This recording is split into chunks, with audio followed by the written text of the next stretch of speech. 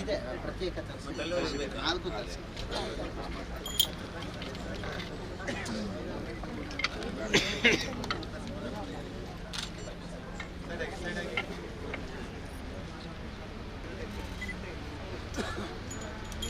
ಓಂ सोमेतानि हरिकंसि भवन्ति एतावन्तो वै देवानागं समाः स एवास्मै समान्तरिष्यन्ते तेन पुनस्तुवन्ते राज्याय देवसूराजावति अनन्ताय नमः वराहमूर्तये नमः कूर्माय नमः गङ्गादि सप्तनदीभ्यो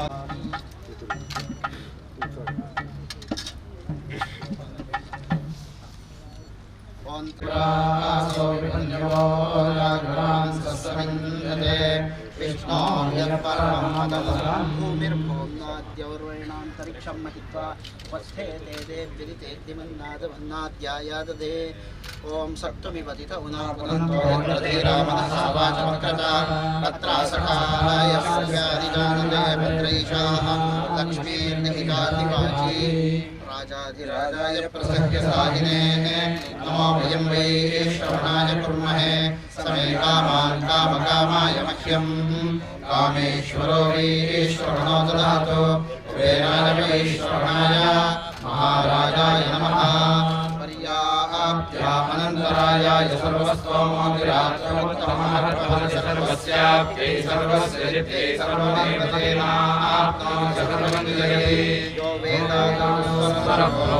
वेदान्तेन प्रतिष्ठितः तस्य प्रकृतिरेतस्य परः स महेश्वरः नन्दाद्यावाहितदेवताभ्यो नमः वेदोक्तमन्त्रपुष्पाञ्जलिं समर्पयामि अन्यथा शरणं नास्ति त्वमेव शरणं मम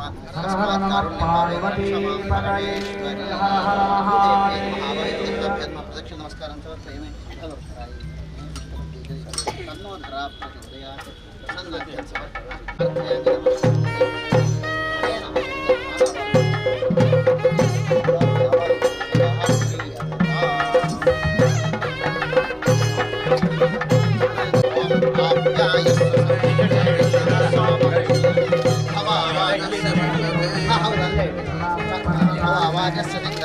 आप्याय सुप्रदित्तमसाम विश्वाभिरोधिभिः भवानस्य प्रजस्तमः सन्देवयागं निर्मीतुवाजाः सम्प्रश्नयान्यभिमातुषाः आप्यायमानो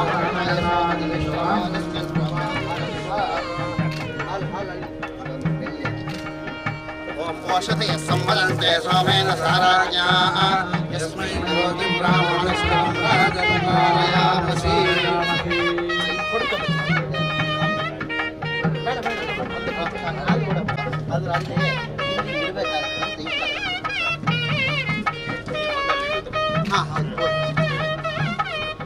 ओम नंदे त्वं नन्दिदीपं सां त्वामत्र स्थापयाम्यहं मन्दिरेभ्यः सन्तिष्ठ यावच्चन्द्रार्कतारकम् आयुः कामं श्रियं देहि देववासिनि नन्दिनी अस्मिन् रक्षा त्वया कार्यमन्दिरे यत्नतः सदा नन्दायै नमः नन्दां स्थापयामि भद्रे त्वं सर्वदा भद्रं लोकानां कुरु काश्यपि आयुर्दा कामदा देवी सुखदा त्वं सदा भव त्वामत्र स्थापयामद्य प्रासादे भद्रदायिनी जया भद्रायै नमः भद्रां स्थापयामि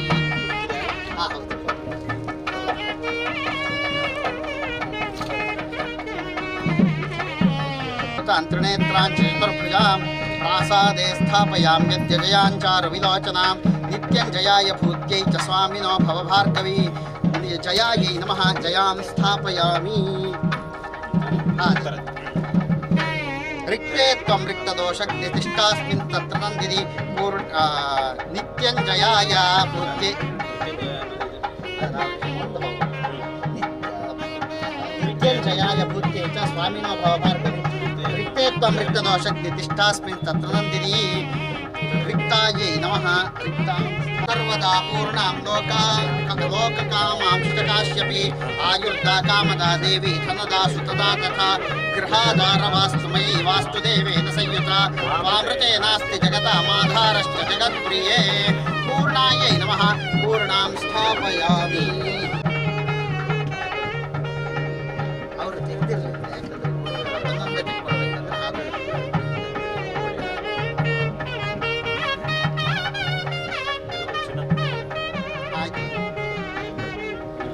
ಓಂ ಬೃಹಸ್ಪತಿ ಶಸ್ವನೋ ಹವ್ಯಾನಿ ವಿಶ್ವದೇವ್ಯ ರಾಸ್ವ ಇದು ಬಂಗಾರ ಕುಡಿ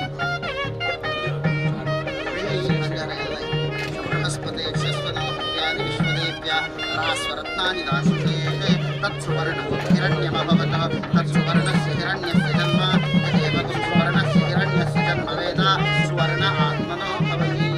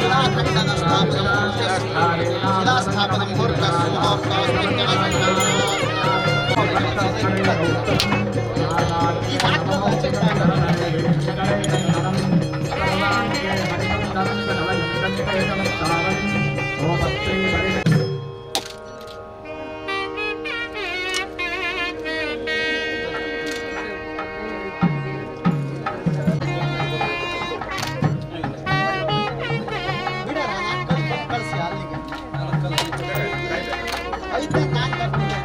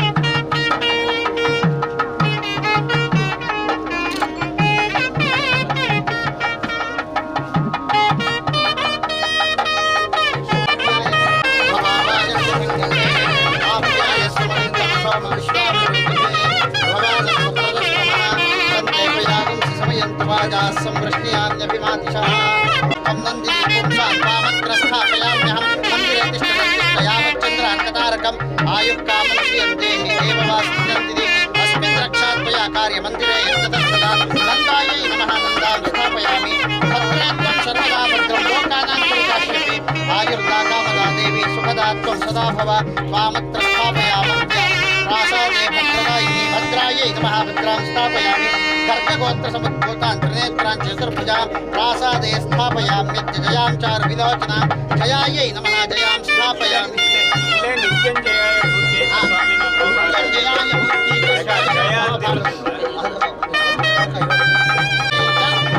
जयायै नमः जयां स्थापयामि मृत्तदोषक्तिस्तिष्ठास्मिन् तत्त्वनन्दिनी रिक्तायै नमः रिक्ता मन्दिरे श्रीगृहसन्तिष्ठ यावच्चन्द्रार्कतारकम् रिक्तायै नमः रिक्तां स्थापयामि पूर्णे त्वं सर्वदा पूर्णां लोककामांश्चकार्यपि आयुर्दा कामदा देवी धनदा सुतदा तथा ग्रहाधार वास्तुमयी वास्तुदेवेन संयुता आमृते नास्ति जगतामाधारश्च जगत्प्रिये पूर्णायै नमः पूर्णां स्थापयामि ग्रहा वै प्रतिष्ठा सूक्तं तत्प्रतिष्ठितमया वाचा संस्कृतं तस्मात् यद्यपि दूरैव पशून् लभते ग्रहादेवै नानानि गमिष्यति प्रतिष्ठा अप्रतिष्ठा अर्यं प्रजां मे गोपाय अमृतं वाय जीवक्षेणे जातान्यनिष्ठमानां च अमृते सत्ये प्रतिष्ठितां नन्दाद्यावाहितदेवताभ्यो नमः सुप्रतिष्ठितमस्तु ॐ सहिरत्नानि दाक्षुषे मे स्वापिता भगा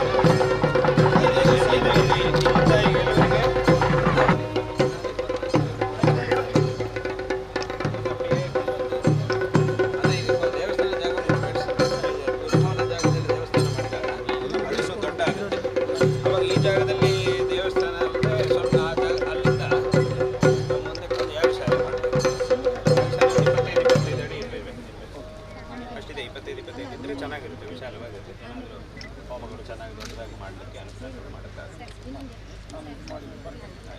ಈಗ ಆ ಸಭಾಭವನದ ಮಾರ್ಕಿಂಗ್ ಎಲ್ಲಿದೆ? ಅದು ಮಾಡಿಲ್ಲ.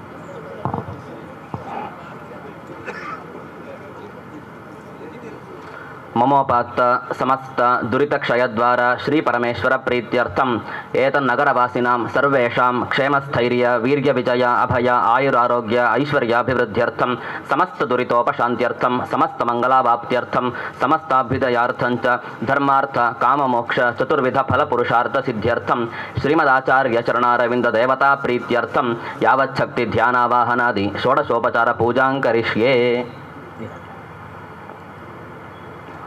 चैतन्यं शाश्वतं शान्तं व्योमातीतं निरञ्जनं नादबिन्दुकलातीतं तस्मै श्रीगुरवे नमः। श्रीमदाचार्यचरणारविन्दाभ्यां नमः। ध्यायामि ध्यानं समर्पयामि। श्रीमदाचार्यचरणारविन्दाभ्यां नमः। आवाहयामि। श्रीमदाचार्यचरणारविन्दाभ्यां नमः। आसनं कल्पयामि।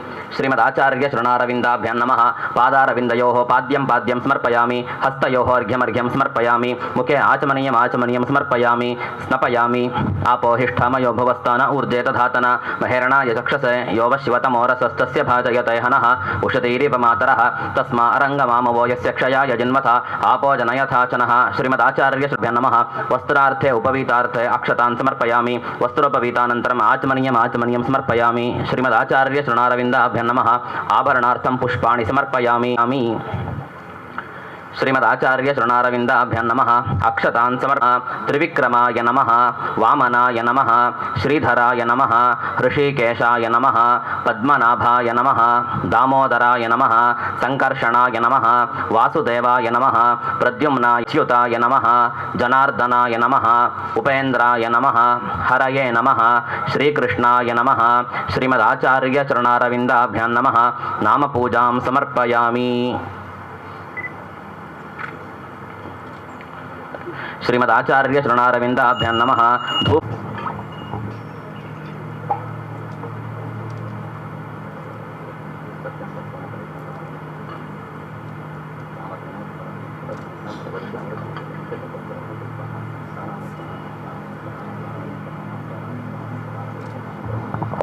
श्रीमदाचार्यचरणारविन्दाभ्यां नमः। नारिकेलखण्डकदलीफलानि निवेदयामि। मध्ये मध्ये स्वादूतकं समर्पयामि। अमृतापिधानमस्य उत्तरापोषणं समर्पयामि। हस्तप्रक्षालनं समर्पयामि। पादप्रक्षालनं समर्पयामि।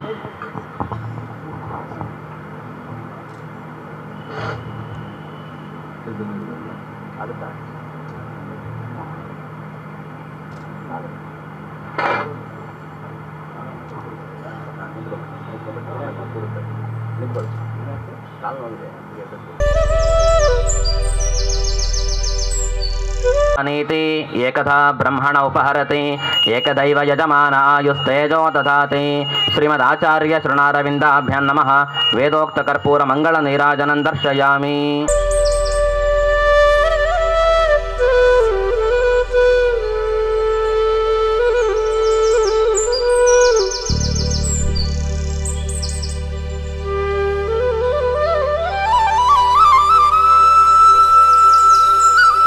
ओम तत्पुरुषाय विद्महे महादेवाय धीमहि तन्नो रुद्रः प्रचोदयात्। नारायणाय विद्महे वासुदेवाय धीमहि तन्नो विष्णुः प्रचोदयात्। श्रीमदाचार्य सम्पन्नं वीतरागं विवेकिनं वन्दे वेदान्ततत्त्वज्ञं नया पूजया श्रीमदाचार्य चरणारविन्द देवताः प्रीयन्ताम्। जगद्गुरु शंकराचार्य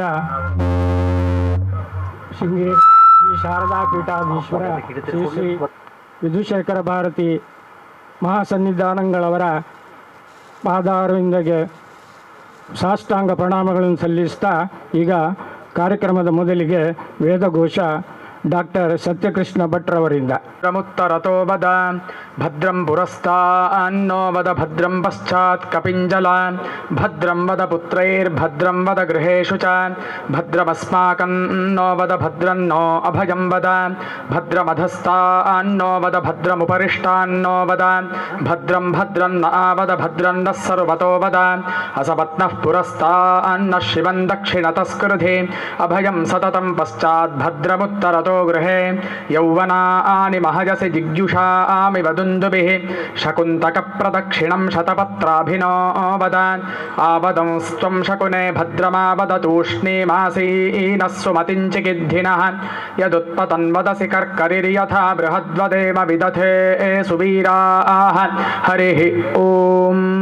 ಪ್ರಾರ್ಥನೆ ಶ್ರೀ ಚೈತನ್ಯ ಮತ್ತು ಶ್ರೀಮತಿ ಗಾಯತ್ರಿ ಬಳ್ಳಾವ ಇವರಿಂದ.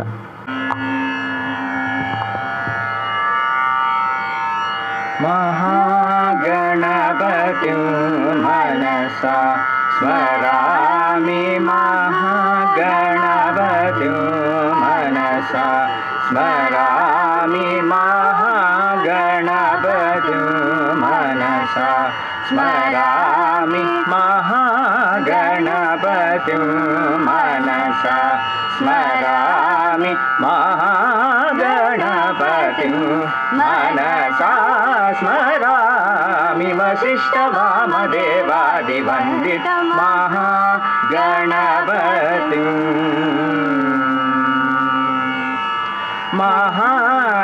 महादेवसुतं महादेवसुतं गुरुगुहनुतं महादेवसुतं गुरुगुहनुतं मारकोटि प्रकाशं शान्तं महादेवसुतं गुरुगुहनुतं मारकोटि प्रकाशं शान्तं महाकाव्यनाटकादिप्रियं मूषिकवाहनमोदकप्रियं महाकाव्यनाटकादिप्रियं मूषिकवाहनमोदकप्रियं पप्पमगमरि सरि सनि सपमगम पादनि सरि गमरि सरि सनि पमगनि पमगमनि पमरि गमरि रीससानि पमगमरि सरि गमहागणपतिं मनसा स्मरामि वसिष्ठवामदेवादिवन्दित महागणपतिम्.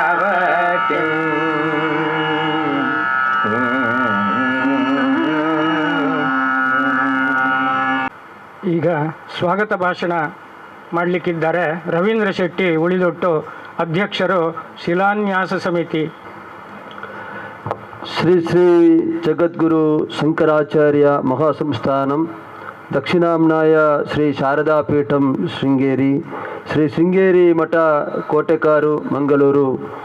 ಈ ಒಂದು ಶುಭ ಸಂದರ್ಭದಲ್ಲಿ ಇಡೀ ಊರೇ ಸಂಭ್ರಮಿಸುವಂತಹ ಈ ಒಂದು ಸಂಭ್ರಮದಲ್ಲಿ ನಮ್ಮ ಈ ಒಂದು ಮಠದ ನಮ್ಮ ಧರ್ಮಾಧಿಕಾರಿ ಆಗಿರುತ್ತ ಸತ್ಯಶಂಕರ ಬಲ್ಲವರವರ ಬಹಳಷ್ಟು ವರ್ಷಗಳ ಒಂದು ಆಲೋಚನೆ.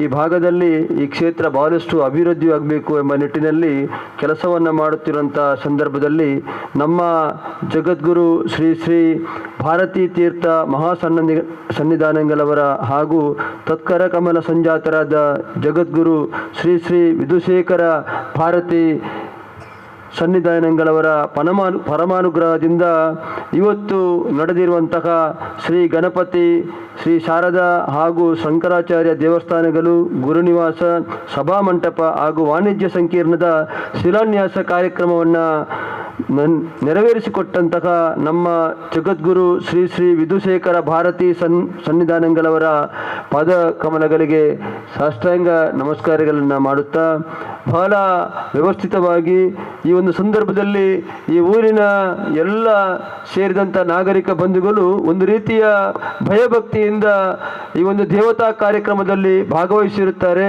ಇವತ್ತು ಒಂದು ಶುಭ ಮುಹೂರ್ತದಲ್ಲಿ ಈಗಾಗಲೇ ಜಗದ್ಗುರುಗಳಿಂದ ಶಿಲಾನ್ಯಾಸ ಕಾರ್ಯಕ್ರಮ ಆಗಿದೆ. ಈ ಸಂದರ್ಭದಲ್ಲಿ ಇಲ್ಲಿ ಸೇರಿರತಕ್ಕಂಥ ನಮ್ಮ ಈ ಭಾಗದ 28 ವಿವಿಧ ಸಮಾಜದ ಮುಖಂಡರುಗಳು, ಅದರ ಅಧ್ಯಕ್ಷರುಗಳು, ಕಾರ್ಯದರ್ಶಿಗಳು, ಪದಾಧಿಕಾರಿಗಳು ಎಲ್ಲ ಸೇರಿದ್ದೀರಿ. ನಿಮಗೆಲ್ಲರಿಗೂ ಕೂಡ ಶ್ರೀ ಮಠದ ವತಿಯಿಂದ ಆತ್ಮೀಯವಾದ ಸ್ವಾಗತವನ್ನು ಬಯಸುತ್ತಾ, ಅದರ ಜೊತೆಗೆ ಈ ಭಾಗದ ದೈವಸ್ಥಾನದ ಮುಕ್ತೇಶ್ವರರು, ಅದರ ಟ್ರಸ್ಟಿಗಳು ಎಲ್ಲ ಬಂದಿದ್ದೀರಿ. ನಿಮಗೂ ಕೂಡ ಹಾರ್ದಿಕವಾದ ಸ್ವಾಗತವನ್ನು ಬಯಸ್ತೇನೆ. ಬಹಳ ಮುಖ್ಯವಾಗಿ ಈ ಭಾಗದ ಕೋಟೆಕಾರು ಗ್ರಾಮ, ಇದಕ್ಕೆ ಸಂಬಂಧಪಟ್ಟದ್ದು ಕೋಟೆಕಾರು ಪಟ್ಟಣ ಪಂಚಾಯತ್. ಕೋಟೆಕಾರು ಪಟ್ಟಣ ಪಂಚಾಯತಿನ ಎಲ್ಲ ನಮ್ಮ ಅಧ್ಯಕ್ಷರು, ಪದಾಧಿಕಾರಿಗಳು, ಸದಸ್ಯರು ಎಲ್ಲ ಸೇರಿದ್ದಾರೆ. ಅದರ ಜೊತೆಗೆ ಸೋಮೇಶ್ವರದ ನಮ್ಮ ಪುರಸಭೆಯ ಅಧ್ಯಕ್ಷರು, ಪದಾಧಿಕಾರಿಗಳೆಲ್ಲ ಬಂದಿದ್ದಾರೆ. ಎಲ್ಲರಿಗೂ ಕೂಡ ಆದರಪೂರ್ಣವಾದ ಸ್ವಾಗತವನ್ನು ಬಯಸುತ್ತಾ, ಬಹಳ ಮುಖ್ಯವಾಗಿ ಇಲ್ಲಿ ಸೇರಿರ್ತಕ್ಕಂಥ ಈ ಊರಿನ ಎಲ್ಲ ಸಜ್ಜನ ಬಂಧುಗಳಿಗೆ ನನ್ನ ಆತ್ಮೀಯವಾದ ಸ್ವಾಗತವನ್ನು ಈ ಸಂದರ್ಭದಲ್ಲಿ ಮಾಡುತ್ತಾ, ಈ ಒಂದು ಕಾರ್ಯಕ್ರಮದಲ್ಲಿ ನಾವೆಲ್ಲರೂ ಕೂಡ ಪರಮ ಪೂಜ್ಯ ಜಗದ್ಗುರುಗಳ ಒಂದು ಏನು ಆ ಶುಭಾಶೀರ್ವಾದ ಇದೆ, ಆ ಮೂಲಕ ನಡೆಯುತ್ತಿರುವಂತಹ ಈ ಕಾರ್ಯಕ್ರಮ ಖಂಡಿತವಾಗಿಯೂ ಶಾರದಾ ಮಾತೆಯ ಅನುಗ್ರಹದಿಂದ, ಈ ಊರಿನ ಎಲ್ಲ ದೇವದೇವರ ಅನುಗ್ರಹದಿಂದ ಬಹಳ ಒಳ್ಳೆಯ ರೀತಿಯಲ್ಲಿ ನಡೀಲಿಕ್ಕಿದೆ. ಈಗಾಗಲೇ ಜಗದ್ಗುರುಗಳು ಯಾವ ರೀತಿಯಾದ ಒಂದು ಯೋಚನೆಯನ್ನು ಮಾಡಿಕೊಂಡು, ಯಾವ ರೀತಿಯ ಒಂದು ನೀಲನಕ್ಷೆಯನ್ನು ಮಾಡಿಕೊಂಡು ಈ ಒಂದು ಸ್ಥಳದ ಶಿಲಾನ್ಯಾಸ ಈಗಾಗಲೇ ಆಗಿದೆ. ಖಂಡಿತವಾಗಿ ಒಂದು ಭವ್ಯವಾದ ಒಂದು ವ್ಯವಸ್ಥೆ ಈ ಜಾಗದಲ್ಲಿ ಆಗುವಂತಹದ್ದು. ಅದರ ಜೊತೆಗೆ ನಾವೆಲ್ಲರೂ ಕೂಡ ಸೇರಿಕೊಂಡು ಈ ಅವಕಾಶವನ್ನು ಸದುಪಯೋಗಿಸಿಕೊಂಡು ತನು ಮನ ಧನದ ರೀತಿಯಲ್ಲಿ ಸಹಕರಿಸಿ ಮುಂಬರುವ ದಿನದಲ್ಲಿ ಹಿಂದೆ ಯಾವ ರೀತಿ ಇತ್ತು, ಇನ್ನು ಮುಂದಿನ ದಿನಗಳಲ್ಲಿ ಈ ಒಂದು ಕ್ಷೇತ್ರ ಯಾವ ರೀತಿ ಅಭಿವೃದ್ಧಿ ಹೊಂದುತ್ತದೆ ಎಂಬುದನ್ನು ಕೂಡ ನಾವೆಲ್ಲರೂ ಕೂಡ ಕಾತರದಿಂದ ನೋಡುವರಿದ್ದೇವೆ. ಉಭಯ ಜಗದ್ಗುರುಗಳ ಆಶೀರ್ವಾದದಿಂದ ಎಲ್ಲ ಕಾರ್ಯಕ್ರಮವೂ ಕೂಡ ಖಂಡಿತವಾಗಿಯೂ ನೆರವೇರಲಿಕ್ಕಿದೆ. ಈ ಸಂದರ್ಭದಲ್ಲಿ ಪ್ರತ್ಯಕ್ಷವಾಗಿ ಪರೋಕ್ಷವಾಗಿ ಇವತ್ತಿನ ಈ ಒಂದು ಶಿಲಾನ್ಯಾಸ ಕಾರ್ಯಕ್ರಮದಲ್ಲಿ ಸಹಕರಿಸಿದ ಎಲ್ಲರಿಗೂ ಕೂಡ ಸ್ವಾಗತವನ್ನು ಕೋರುತ್ತಾ, ನಮ್ಮ ಮಾಧ್ಯಮದ, ದೃಶ್ಯ ಮಾಧ್ಯಮದ, ಪತ್ರಿಕಾ ಮಾಧ್ಯಮದ ಬಂಧುಗಳು ನೀವೆಲ್ಲ ಸೇರಿದ್ದೀರಿ. ನಿಮಗೆಲ್ಲರೂ ಕೂಡ ಹಾರ್ದಿಕವಾದ ಅವರನ್ನು ಸ್ವಾಗತವನ್ನು ಕೋರುತ್ತಾ, ಅದೇ ರೀತಿ ಗುರು ಸೇವಾನಿರತ PA ಮುರಳಿ, CEO ಮತ್ತು ಆಡಳಿತಾಧಿಕಾರಿಗಳು ಶ್ರೀ ಶೃಂಗೇರಿ ಮಠದ ಅವರು ಕೂಡ ನಮ್ಮ ಜೊತೆ ಸೇರಿಕೊಂಡಿದ್ದಾರೆ. ಬಂದಿರತಕ್ಕಂಥ ಎಲ್ಲ ಮಠದಿಂದ ಬಂದಿರತಕ್ಕಂಥ ಎಲ್ಲರಿಗೂ ಕೂಡ ಆರ್ಥಿಕವಾದ ಸ್ವಾಗತಿಸುತ್ತಾ, ಮತ್ತೊಮ್ಮೆ ಪರಮ ಪೂಜ್ಯ ಜಗದ್ಗುರುಗಳ ಎಲ್ಲ ಶಿಷ್ಯ ವೃಂದದವರಿಗೂ ಕೂಡ ಹಾರ್ದಿಕವಾಗಿ ಸ್ವಾಗತ ಮಾತುಗಳನ್ನು ನಿಲ್ಲಿಸ್ತೀನಿ. ಮುಂದೆ ಪ್ರಸ್ತಾವಿಕ ಭಾಷಣವನ್ನು ಮಾಡಲಿಕ್ಕಿದ್ದಾರೆ ಶ್ರೀ ಸತ್ಯಶಂಕರ ಬಳ್ಳಾವು ಧರ್ಮಾಧಿಕಾರಿ ಇವರು. ಆಚಾರ್ಯವರ್ಯಂತಾಂ ವಂದೇ ಗುರು ಪರಂಪರಾಂ ಶ್ರುತಿಸ್ಮೃತಿಪುರಾಣಾನಾಂ ಆಲಯಂ ಕರುಣಾಲಯಂ ನಮಾಮಿ ಭಗವತ್ಪಾದ ಶಂಕರಂ ಲೋಕಶಂಕರಂ. ಭಾರತೀ ಕರುಣಾಪಾತ್ರಂ ಭಾರತೀ ಪದಭೂಷಣಂ ಭಾರತೀ ಪದಮಾರೂಢಂ ಭಾರತೀ ತೀರ್ಥಮಾಶ್ರಯೇ. ವಿದ್ಯಾ ವಿನಯ ಸಂಪನ್ನಂ ವೀತರಾಗಂ ವಿವೇಕಿನಂ ವಂದೇ ವೇದಾಂತ ತತ್ವಜ್ಞಂ ವಿಧುಶೇಖರ ಭಾರತಿ. ಶ್ರೀ ಶ್ರೀ ಜಗದ್ಗುರು ಶಂಕರಾಚಾರ್ಯ ಮಹಾಸಂಸ್ಥಾನ ದಕ್ಷಿಣಾಮ್ನಾಯ ಶ್ರೀ ಶೃಂಗೇರಿ ಶಾರದಾ ಪೀಠದ ಪೀಠಾಧಿಪತಿಗಳಾದ ಜಗದ್ಗುರು ಶ್ರೀ ಶ್ರೀ ಭಾರತೀ ತೀರ್ಥ ಮಹಾಸನ್ನಿಧಾನಗಳವರ ಚರಣಾರವಿಂದಗಳಿಗೆ ಹಾಗೂ ತತ್ಕರ ಕಮಲ ಸಂಜಾತರಾದ ಜಗದ್ಗುರು ಶ್ರೀ ಶ್ರೀ ವಿಧುಶೇಖರ ಭಾರತಿ ಸನ್ನಿಧಾನಗಳವರ ಚರಣಾರವಿಂದಗಳಿಗೆ ಸಾಷ್ಟಾಂಗ ಪ್ರಣಾಮಗಳನ್ನು ಸಲ್ಲಿಸುತ್ತಾ, ಪ್ರಾಸ್ತಾವಿಕವಾಗಿ ಒಂದೆರಡು ಮಾತನ್ನು ಮಾತ್ರ ನಾನು ಮಾತಾಡಲಿಕ್ಕೆ ಇಚ್ಛೆ ಪಡ್ತೇನೆ. ಮತ್ತು ಗುರುಗಳು ನಮ್ಮನ್ನೆಲ್ಲರನ್ನು ಅನುಗ್ರಹಿಸಿ ಆಶೀರ್ವಚನ ಮಾಡಲಿಕ್ಕಿದ್ದಾರೆ. ಅದಕ್ಕೆಲ್ಲರೂ ಹೆಚ್ಚಿನವರು ಖಾತರರಾಗಿದ್ದಾರೆ. ಸುಮಾರು 1200 ವರ್ಷಗಳ ಹಿಂದೆ ಭರತ ಖಂಡದಲ್ಲಿ ಧರ್ಮಗ್ಲಾನಿಯಾದ ಸಂದರ್ಭದಲ್ಲಿ, ಅವೈದಿಕ ಮತಗಳು ತಾಂಡವವಾಡುತ್ತಿದ್ದ ಸಂದರ್ಭದಲ್ಲಿ ಶಂಕರ ಭಗವತ್ಪಾದರು ತಮ್ಮ ಅದ್ಭುತ ಮೇಧಾಶಕ್ತಿಯಿಂದ ಅವರ ಎಲ್ಲ ಮುಖಂಡರನ್ನು ವಾದದಲ್ಲಿ ಸೋಲಿಸಿ ಅವರನ್ನು ಪುನಃ ಮರಳಿ ಮುಂಚಿನ ವೇದ ಧರ್ಮದ ಮಾರ್ಗಕ್ಕೆ ತಂದು, ಯಾರನ್ನು ಅವರು ಹೊರಗೆ ಕಟ್ಟಲಿಲ್ಲ, ಪುನಃ ಅವರನ್ನು ಒಟ್ಟು ಸೇರಿಸಿ ಸನಾತನ ಧರ್ಮವನ್ನು ಉಳಿಸುವ ಮಹಾ ಕಾರ್ಯವನ್ನು ಮಾಡಿದ್ದಾರೆ. ಆ ಧರ್ಮ ಕಾರ್ಯ ಅವರ ಕಾಲಕ್ಕೆ ನಿಲ್ಲಬಾರದು, ಅದು ಮುಂದುವರೆದುಕೊಂಡು ಹೋಗಬೇಕು ಎನ್ನುವ ದೃಷ್ಟಿಯಲ್ಲಿ ಭಾರತದ 4 ದಿಕ್ಕುಗಳಲ್ಲಿ 4 ಆಮ್ನಾಯ ಪೀಠಗಳನ್ನು ಸ್ಥಾಪನೆ ಮಾಡ್ತಾರೆ. ಪೂರ್ವಕ್ಕೆ ಪುರಿ, ದಕ್ಷಿಣಕ್ಕೆ ಶೃಂಗೇರಿ, ಪಶ್ಚಿಮಕ್ಕೆ ದ್ವಾರಕ, ಉತ್ತರಕ್ಕೆ ಬದರಿ. ಹಾಗೆಯೇ ಈ 4 ಮಠದಲ್ಲಿ ಪ್ರಧಾನವೂ ಆದದ್ದು ಶೃಂಗೇರಿ ಶಾರದಾ ಪೀಠ. ಇದುವರೆಗೆ ಅವಿಚ್ಛಿನ್ನ ಪರಂಪರೆಯಲ್ಲಿ ಪೂಜ್ಯ ಗುರುಗಳು 37ನೇ ಪೀಠಾಧಿಪತಿಗಳು. ನಿಮಗೆ ಗೊತ್ತಿರಬಹುದು, ಇಡೀ ಜಗತ್ತಿನಲ್ಲಿಯೇ ಏನಾದರೂ ಒಂದು ಧಾರ್ಮಿಕ ವಿಚಾರದ ಬಗ್ಗೆ ಸಂಶಯ ಅಥವಾ ಜಿಜ್ಞಾಸೆ ಬಂದರೆ ಅವರೆಲ್ಲರೂ ಬರುವುದು ಶೃಂಗೇರಿ ಮಠಕ್ಕೆ, ಶೃಂಗೇರಿಯ ಗುರುಗಳ ಹತ್ರ. ಅವರಿಂದ ಅವರು ಅದಕ್ಕೆ ಪರಿಹಾರ ಪಡೆದುಕೊಂಡು ಹೋಗ್ತಾರೆ. ಸರಕಾರದವರು ಕೂಡ ಧಾರ್ಮಿಕ ವಿಚಾರದಲ್ಲಿ ಏನಾದರೂ ಒಂದು ಅವರಿಗೆ ಸಂಶಯ ಬಂದಾಗ ಶೃಂಗೇರಿಗೆ ಬಂದು ಗುರುಗಳ ಮಾತಿನ ಪ್ರಕಾರ ಅವರು ಕಾರ್ಯಪ್ರವೃತ್ತರಾಗುವುದನ್ನು ನಾವು ಕಾಣ್ತಾ ಇದ್ದೇವೆ. ಹಾಗೆಯೇ ಈಗಿನ ಗುರುಗಳು ಬಹಳ ಒಳ್ಳೆಯ ರೀತಿಯಲ್ಲಿ, ಅಂದರೆ ಜನರಿಗೆ ಅರ್ಥವಾಗುವ ರೀತಿಯಲ್ಲಿ ತನ್ನ ಚಟುವಟಿಕೆಗಳನ್ನು ಮಾಡಿಕೊಂಡು ಹೋಗ್ತಾ ಇದ್ದಾರೆ. ವಿಶಾಲವಾದ ಸಂಚಾರವನ್ನು ಮಾಡಿ ಧರ್ಮ ಬೋಧೆಯನ್ನು ಮಾಡ್ತಾ ಇದ್ದಾರೆ. ಇವತ್ತು ಯಾವುದೇ ರಾಜಕೀಯಕ್ಕೆ ಒಳಪಡದೆ ಧಾರ್ಮಿಕವಾಗಿ ಕೆಲಸ ಮಾಡುವಂತಹ ಪೀಠ ಒಂದಿದ್ದರೆ ಅದು ಶೃಂಗೇರಿ ಮಾತ್ರ. ಶೃಂಗೇರಿ ಮಾತ್ರ ಧಾರ್ಮಿಕ ವಿಚಾರ ಮಾತ್ರ ಅಲ್ಲ, ಇನ್ನು ಹಲವು ಸಾಮಾಜಿಕ ಕೆಲಸಗಳನ್ನು ಕೂಡ ಶೃಂಗೇರಿ ಮಠ ಮಾಡ್ತಾ ಬರ್ತಾ ಇದೆ. ತಮಗೆಲ್ಲರಿಗೂ ಗೊತ್ತಿದ್ದ ವಿಷಯ. ಹಲವು ಕಡೆ ವಿದ್ಯಾಸಂಸ್ಥೆಗಳನ್ನು ಮಾಡ್ತಾರೆ, ಆಸ್ಪತ್ರೆಗಳನ್ನು ಮಾಡಿದ್ದಾರೆ, ಹೀಗೆ ಸೇವಾ ಕೇಂದ್ರಗಳನ್ನು ಮಾಡಿದ್ದಾರೆ. ಇಂಥದ್ದು ಕೆಲಸಗಳು ತುಂಬ ಕಡೆ ಇದೆ. ವೇದ ಪಾಠಶಾಲೆಗಳನ್ನು ಮಾಡಿದ್ದಾರೆ. ಇದರಿಂದ ನಮ್ಮಲ್ಲಿ ಇವತ್ತು ವೇದ ಸಂಸ್ಕೃತಿ ಉಳಿಲಿಕ್ಕೆ ಅವರ ಈ ಕೆಲಸಗಳೇ ಕಾರಣವಾಗಿದೆ. ಗಣಪತಿ ವಾಕ್ಯಾರ್ಥ ಸಭೆಯ ಸಂದರ್ಭ ನೀವು ಶೃಂಗೇರಿಗೆ ಬಂದರೆ ಇಡೀ ಭಾರತದ ಪಂಡಿತರುಗಳೆಲ್ಲ ಬರ್ತಾರೆ ಅಲ್ಲಿ. ಅದರ ಆ ಸಭೆಯ ಅಧ್ಯಕ್ಷತೆ ಪೂಜ್ಯ ಗುರುಗಳು ವಹಿಸ್ತಾರೆ. ಅವರೆಲ್ಲರ ಸಂಶಯಕ್ಕೆ ಅವರು ಉತ್ತರ ಕೊಡ್ತಾರೆ. ಅದು ನೋಡುವಾಗ ಅವರ ವಿದ್ವತ್ತು ಎಷ್ಟು ಅಂತ ನಮಗೆ ಗೊತ್ತಾಗ್ತದೆ. ಹಾಗೆ ಮಹಾನ್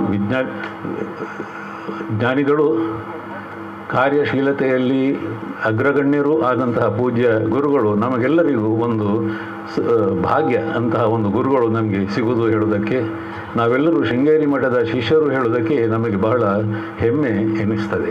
ಇವತ್ತು ಸುಮಾರು ಒಂದು ಕಾಲದಲ್ಲಿ ಶೃಂಗೇರಿ ಮಠಕ್ಕೂ ದಕ್ಷಿಣ ಕನ್ನಡಕ್ಕೂ ಇದ್ದ ಸಂಪರ್ಕ ಸ್ವಲ್ಪ ಕಡಿದು ಹೋಗಿತ್ತು. ಆಂಗ್ಲರು ಇಲ್ಲಿ ಬಂದಾಗ, ಆಂಗ್ಲರ ಆಳ್ವಿಕೆಯ ಕಾಲದಲ್ಲಿ ಮಠದ ಸಂಪರ್ಕದಲ್ಲಿದ್ದಂತಹ ಅಧಿಕಾರಿಗಳು ಕೆಲಸ ಕಳ್ಕೊಂಡು ಹೋಗಬೇಕಾಯಿತು. ಆಂಗ್ಲರಿಗೆ ಸಂಬಂಧಪಟ್ಟವರು ಇಲ್ಲಿ ಆಡಳಿತ ಮಾಡಲಿಕ್ಕೆ ಬಂದರು. ಅವರು ಮಠವನ್ನು ಅಷ್ಟು ಗೌರವದಲ್ಲಿ ಕಾಣ್ತಿರಲಿಲ್ಲ ಇಲ್ಲಿಯ ಜಿಲ್ಲೆಯಲ್ಲಿ.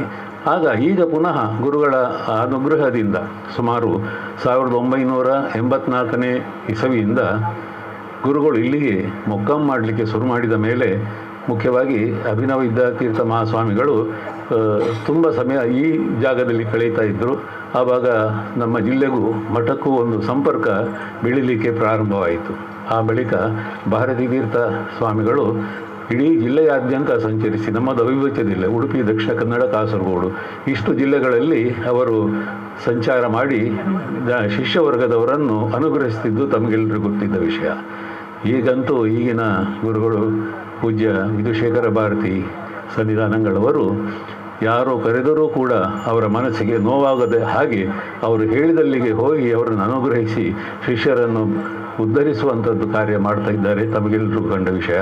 ಇದು ನಮಗೂ ಕೂಡ ತುಂಬ ಒಂದು ಪ್ರೀತಿಯ ವಿಷಯ. ಈಗ ಈ ಕ್ಷೇತ್ರದಲ್ಲಿ 1985ರಿಂದ ಇದು ಶೃಂಗೇರಿ ಮಠದ ಶಾಖೆಯಾಗಿ ಬೆಳೆದುಕೊಂಡು ಬರುತ್ತದೆ. ಇಲ್ಲಿ ಒಂದು ಸುವ್ಯವಸ್ಥಿತವಾದಂತಹ ಒಂದು ಮಂದಿರ, ಒಂದು ಸಭಾಭವನ, ಗುರುನಿವಾಸ, ವಾಣಿಜ್ಯ ಸಂಕೀರ್ಣ ಎಲ್ಲ ಮಾಡಬೇಕೆನ್ನುವಂಥದ್ದು ಗುರುಗಳ ಅಪೇಕ್ಷೆಯಾಗಿದೆ. ಹಾಗೆಯೇ ಗುರುಗಳು ಆ ಅಪೇಕ್ಷೆಯನ್ನು ನಡ್ಕೊಳ್ಳಿಕ್ಕೆ ನಮಗೆಲ್ಲ ಆದೇಶ ಕೊಟ್ಟಿದ್ದಾರೆ. ಈಗ ಅತಿ ಶೀಘ್ರವಾಗಿ ಇಲ್ಲಿಯ ಅಭಿವೃದ್ಧಿ ಕಾರ್ಯಗಳನ್ನು ಕೈಗೊಳ್ಳಲಿಕ್ಕಿದ್ದಾರೆ. ಅದಕ್ಕೆ ಎಲ್ಲ ಶಿಷ್ಯವರ್ಗದವರು ಸಹಕಾರವನ್ನು ಕೊಟ್ಟು ಅದನ್ನು ಆದಷ್ಟು ಶೀಘ್ರವಾಗಿ ಅದು ಪೂರ್ತಿಗೊಳ್ಳುವ ಹಾಗೆ ಪ್ರಯತ್ನ ಮಾಡಬೇಕು, ಸಹಕರಿಸಬೇಕು ಅಂತ ನಾನು ಈ ಸಂದರ್ಭದಲ್ಲಿ ಕೇಳ್ತೇನೆ. ಗುರುಗಳು ಕೇಳಿದರು ಈಗ ಎಷ್ಟು ದಿವಸದಲ್ಲಿ ಇದು ಸಮಯದಲ್ಲಿ ಪೂರ್ತಿ ಆಗ್ತದೆ ಅಂತ. ಗುರುಗಳ ಅನುಗ್ರಹ ಇದ್ದರೆ ಅದಕ್ಕೆ ಹೆಚ್ಚು ಸಮಯ ಬೇಡ. ಇಲ್ಲಿ 28 ಸಮಾಜದವರು ಇವತ್ತು ಸೇರಿದ್ದಾರೆ, ನಮ್ಮ ಮಠಕ್ಕೆ ಸೇರಿದ ಅವರೆಲ್ಲರೂ ಸೇರಿದರೆ ಇದು ಕೇವಲ ಸಣ್ಣ ವಿಷಯ. ಅದು ಎಲ್ಲರೂ ಸೇರಬೇಕು, ಸೇರಿ ಈ ಕೆಲಸವನ್ನು ಮುಂದುವರಿಸಿಕೊಂಡು ಹೋಗಬೇಕು ಅಂತ ಹೇಳ್ತಾ ನನ್ನ ಪ್ರಾಸ್ತಾವಿಕ ಮಾತುಗಳನ್ನು ಇಲ್ಲಿಗೆ ಮುಗಿಸ್ತೇನೆ. ಮತ್ತು ಇಲ್ಲಿ ಇವತ್ತು ನಮ್ಮ CEO ಮತ್ತು ಆಡಳಿತಾಧಿಕಾರಿಗಳು PA ಗುರುಸೇವಾ ನಿರತ PA ಮುರಳಿಯವರು ಬಂದಿದ್ದಾರೆ. ಇವರು ಬಹಳ ಚುರುಕಾಗಿ ಕೆಲಸವನ್ನು ನಿರ್ವಹಿಸುವವರು. ನಮಗೆ ಆಗಾಗ ಅವರು ನೆನಪು ಮಾಡ್ತಾ ಇರ್ತಾರೆ, ಎಲ್ಲಿವರೆಗೆ ಮುಟ್ಟಿತ್ತು, ಏನಾಯಿತು, ಆ ರೀತಿ. ಆಗ ನಮಗೆ ಅದಕ್ಕೆ ಉತ್ತರ ಕೊಡಬೇಕಿದ್ರೆ ನಾವು ಕೆಲಸ ಮಾಡಿ ಆಗಬೇಕು. ಅದು ಮಾಡದಿದ್ದರೆ ನಾವು ಅವರಿಗೆ ಉತ್ತರ ಕೊಡಲಿಕ್ಕೆ ಆಗೋದಿಲ್ಲ. ಹಾಗೆ ಅಷ್ಟು ಪ್ರತಿಯೊಂದು ಕೆಲಸದ ಬಗ್ಗೆ ಕೂಡ ನಿಗಾ ವಹಿಸಿಕೊಂಡು ನಮಗೆ ಪ್ರೋತ್ಸಾಹ ಕೊಡ್ತಾ ಇದ್ದಾರೆ. ಅದು ನಮಗೆ ಇನ್ನೂ ಹೆಚ್ಚು ಕೆಲಸ ಮಾಡಲಿಕ್ಕೆ ಅವಕಾಶ ಆಗ್ತದೆ. ಈಗ ಈ ನಿರ್ಧಾರ ತೆಗೆದುಕೊಂಡು ನಮಗೆ ಸುಮಾರು 17 ದಿವಸದ ಸಮಯ ಮಾತ್ರ ನಮಗೆ ಸಿಕ್ಕಿದ್ದು. ಆ 17 ದಿವಸದಲ್ಲಿ ನಾವು ಈ ಹಳೆ ಕಟ್ಟಡಗಳನ್ನೆಲ್ಲ ಕೆಡವಿ ಈ ಒಂದು ಕಾರ್ಯಕ್ರಮ ಮಾಡಲಿಕ್ಕೆ ಆಯಿತು. ಇದು ನಮ್ಮಿಂದ ಆಗುವಂಥದ್ದಲ್ಲ, ಗುರುಗಳ ಅನುಗ್ರಹದಿಂದ ಇದು ಆಗಲಿಕ್ಕೆ ಸಾಧ್ಯ ಆಯಿತು. ಹಾಗೆಯೇ ಮುರಳಿಯವರ ಪ್ರೋತ್ಸಾಹದಿಂದ ಇದಾಗಲಿಕ್ಕೆ ಆಯಿತು. ಹಾಗೆ ಎಲ್ಲರೂ ಈ ಕೆಲಸ ಪೂರ್ತಿ ಆಗುವವರೆಗೆ ಸಹಕಾರ ಕೊಡಬೇಕು ಅಂತ ಕೇಳಿಕೊಳ್ತೇನೆ. ಸಮರ್ಪಣೆ ಶ್ರೀ ಸೀತಾರಾಮ ಕೊಪ್ಪಲು, ಪ್ರಧಾನ ಕಾರ್ಯದರ್ಶಿಯವರು, ಶಿಲಾನ್ಯಾಸ ಸಮಿತಿ. ಶ್ರೀ ಗುರುಭ್ಯೋ ನಮಃ. ದಕ್ಷಿಣಾನ್ವಯ ಶ್ರೀ ಶೃಂಗೇರಿ ಶಾರದಾ ಪೀಠಾಧೀಶ್ವರ ಜಗದ್ಗುರು ಶ್ರೀ ಶ್ರೀ ಭಾರತೀ ತೀರ್ಥ ಮಹಾಸನ್ನಿಧಾನಗಳವರು ಹಾಗೂ ತತ್ಕರ ಕಮಲ ಸಂಜಾತರಾದ ಜಗದ್ಗುರು ಶ್ರೀ ಶ್ರೀ ವಿಧುಶೇಖರ ಭಾರತೀ ಸನ್ನಿಧಾನಗಳವರ ಚರಣಾರವಿಂದಗಳಿಗೆ ಸಾಷ್ಟಾಂಗ ಪ್ರಣಾಮ ಸಲ್ಲಿಸುತ್ತಾ, ಹಲವಾರು ವರ್ಷಗಳ ಹಿಂದೆ ಕೋಟೆಕಾರಿನಲ್ಲಿ ಸ್ಥಾಪನೆಗೊಂಡ ಶ್ರೀ ಶಂಕರ ಮಠದ ಆವರಣದಲ್ಲಿ ಹಳೆಯ ಕಟ್ಟಡವನ್ನು ಕೆಡವಿ ಅದೇ ಸ್ಥಳದಲ್ಲಿ ಶ್ರೀ ಮಹಾಗಣಪತಿ, ಶ್ರೀ ಶಾರದಾಂಬ ಹಾಗೂ ಶ್ರೀ ಗುರು ಶಂಕರಾಚಾರ್ಯ ದೇವಸ್ಥಾನಗಳು, ಗುರುನಿವಾಸ, ಸಭಾಮಂಟಪ ಹಾಗೂ ವಾಣಿಜ್ಯ ಸಂಕೀರ್ಣದ ಶಿಲಾನ್ಯಾಸವನ್ನು ತಮ್ಮ ಅಮೃತ ಹಸ್ತ ನೆರವೇರಿಸಿಕೊಟ್ಟ ಮತ್ತು ನಮ್ಮೆಲ್ಲರಿಗೂ ಆಶೀರ್ವಚನ ನೀಡಿ ಅನುಗ್ರಹಿಸುವ ಜಗದ್ಗುರು ಶ್ರೀ ಶ್ರೀ ವಿಧುಶೇಖರ ಭಾರತೀಯ ಸನ್ನಿಧಾನಗಳವರಿಗೆ ನಮ್ಮ ಶಿಲಾನ್ಯಾಸ ಸಮಿತಿಯವರ ಹಾಗೂ ಶ್ರೀಮಠದ ಸಮಸ್ತ ಶಿಷ್ಯವರ್ಗದವರ ಪರವಾಗಿ ಅನಂತನಾಥ ಧನ್ಯವಾದಗಳನ್ನು ಅರ್ಪಿಸಿದ್ದೇನೆ. ಈ ಶಿಲಾನ್ಯಾಸದ ಕಾರ್ಯಕ್ರಮದಲ್ಲಿ ಪ್ರಧಾನ ಅಭ್ಯಾಗತರಾಗಿ ಆಗಮಿಸಿ ಯಶಸ್ವಿಗೆ ಕಾರಣರಾದ ಶ್ರೀ ಶೃಂಗೇರಿ ಶಾರದಾ ಮಠದ ಮುಖ್ಯ ಕಾರ್ಯನಿರ್ವಹಣಾಧಿಕಾರಿಗಳು ಮತ್ತು ಆಡಳಿತಾಧಿಕಾರಿಗಳಾದ ಗುರುಸೇವಾ ಧುರೀಣ ಸನ್ಮಾನ್ಯ ಶ್ರೀ PA ಮುರಳಿಯವರಿಗೆ ನಮಸ್ಕರಿಸಿ ಸಮಸ್ತ ಶಿಷ್ಯವರ್ಗದವರ ಮತ್ತು ಸಮಿತಿಯ ಪರವಾಗಿ ಅವರಿಗೆ ಗೌರವಪೂರ್ವಕ ಧನ್ಯವಾದಗಳನ್ನು ಅರ್ಪಿಸ್ತಾ ಇದ್ದೇನೆ. ಅದೇ ರೀತಿ ಎಲ್ಲ ಪುರೋಹಿತ ವರ್ಗದವರಿಗೂ ಕೂಡ ನಮ್ಮ ಸಮಿತಿಯ ಪರವಾಗಿ ಮತ್ತು ಶಿಷ್ಯವರ್ಗದ ಪರವಾಗಿ ಧನ್ಯವಾದಗಳನ್ನು ಅರ್ಪಿಸ್ತಾ ಇದ್ದೇನೆ.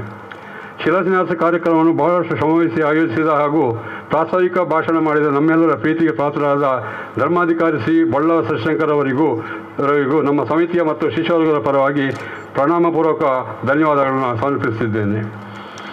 ಈ ಕಾರ್ಯಕ್ರಮದಲ್ಲಿ ವೇದ ಮಂತ್ರಗಳನ್ನು ಉದ್ಘೋಷಣೆ ಸಲ್ಲಿಸಿದ ವಿದ್ವಾನ್ ಡಾಕ್ಟರ್ ಸತ್ಯಕೃಷ್ಣ ಭಟ್ರವರಿಗೂ, ಪ್ರಾರ್ಥನೆಯನ್ನು ನೆರವೇರಿಸಿಕೊಟ್ಟ ಚೈತನ್ಯ ಹಾಗೂ ಶ್ರೀಮತಿ ಗಾಯತ್ರಿ ವಿದ್ಯಾಶಂಕರವರಿಗೂ ಅಭಿನಂದನೆಗಳನ್ನು ನಮ್ಮ ಸಮಿತಿಯ ಪರವಾಗಿ ಸಲ್ಲಿಸ್ತಾ ಇದ್ದೇನೆ. ಈ ಕಾರ್ಯಕ್ರಮಕ್ಕೆ ಅಭ್ಯಾಗತರಾಗಿ ನಮ್ಮ ಶೃಂಗೇರಿ ಮಠದ ಶಿಷ್ಯವರ್ಗದ ಪ್ರಮುಖರನ್ನು, ಸಮಾಜ ಮುಖ್ಯಸ್ಥರನ್ನು, ದೇವಸ್ಥಾನಗಳ ಮುಖ್ಯಸ್ಥರನ್ನು, ಭಜನಾ ಸಂಘ ಸಂಸ್ಥೆಗಳ ಮುಖ್ಯಸ್ಥರ ಪ್ರಮುಖರನ್ನು ಹಾಗೂ ಊರಿನವರನ್ನು ಹೋಲಿಸಿದಂತೆ ಅನೇಕ ಗಣ್ಯ ಮಹನೀಯರು ಈ ಕಾರ್ಯಕ್ರಮದಲ್ಲಿ ಪಾಲ್ಗೊಂಡಿದ್ದಾರೆ.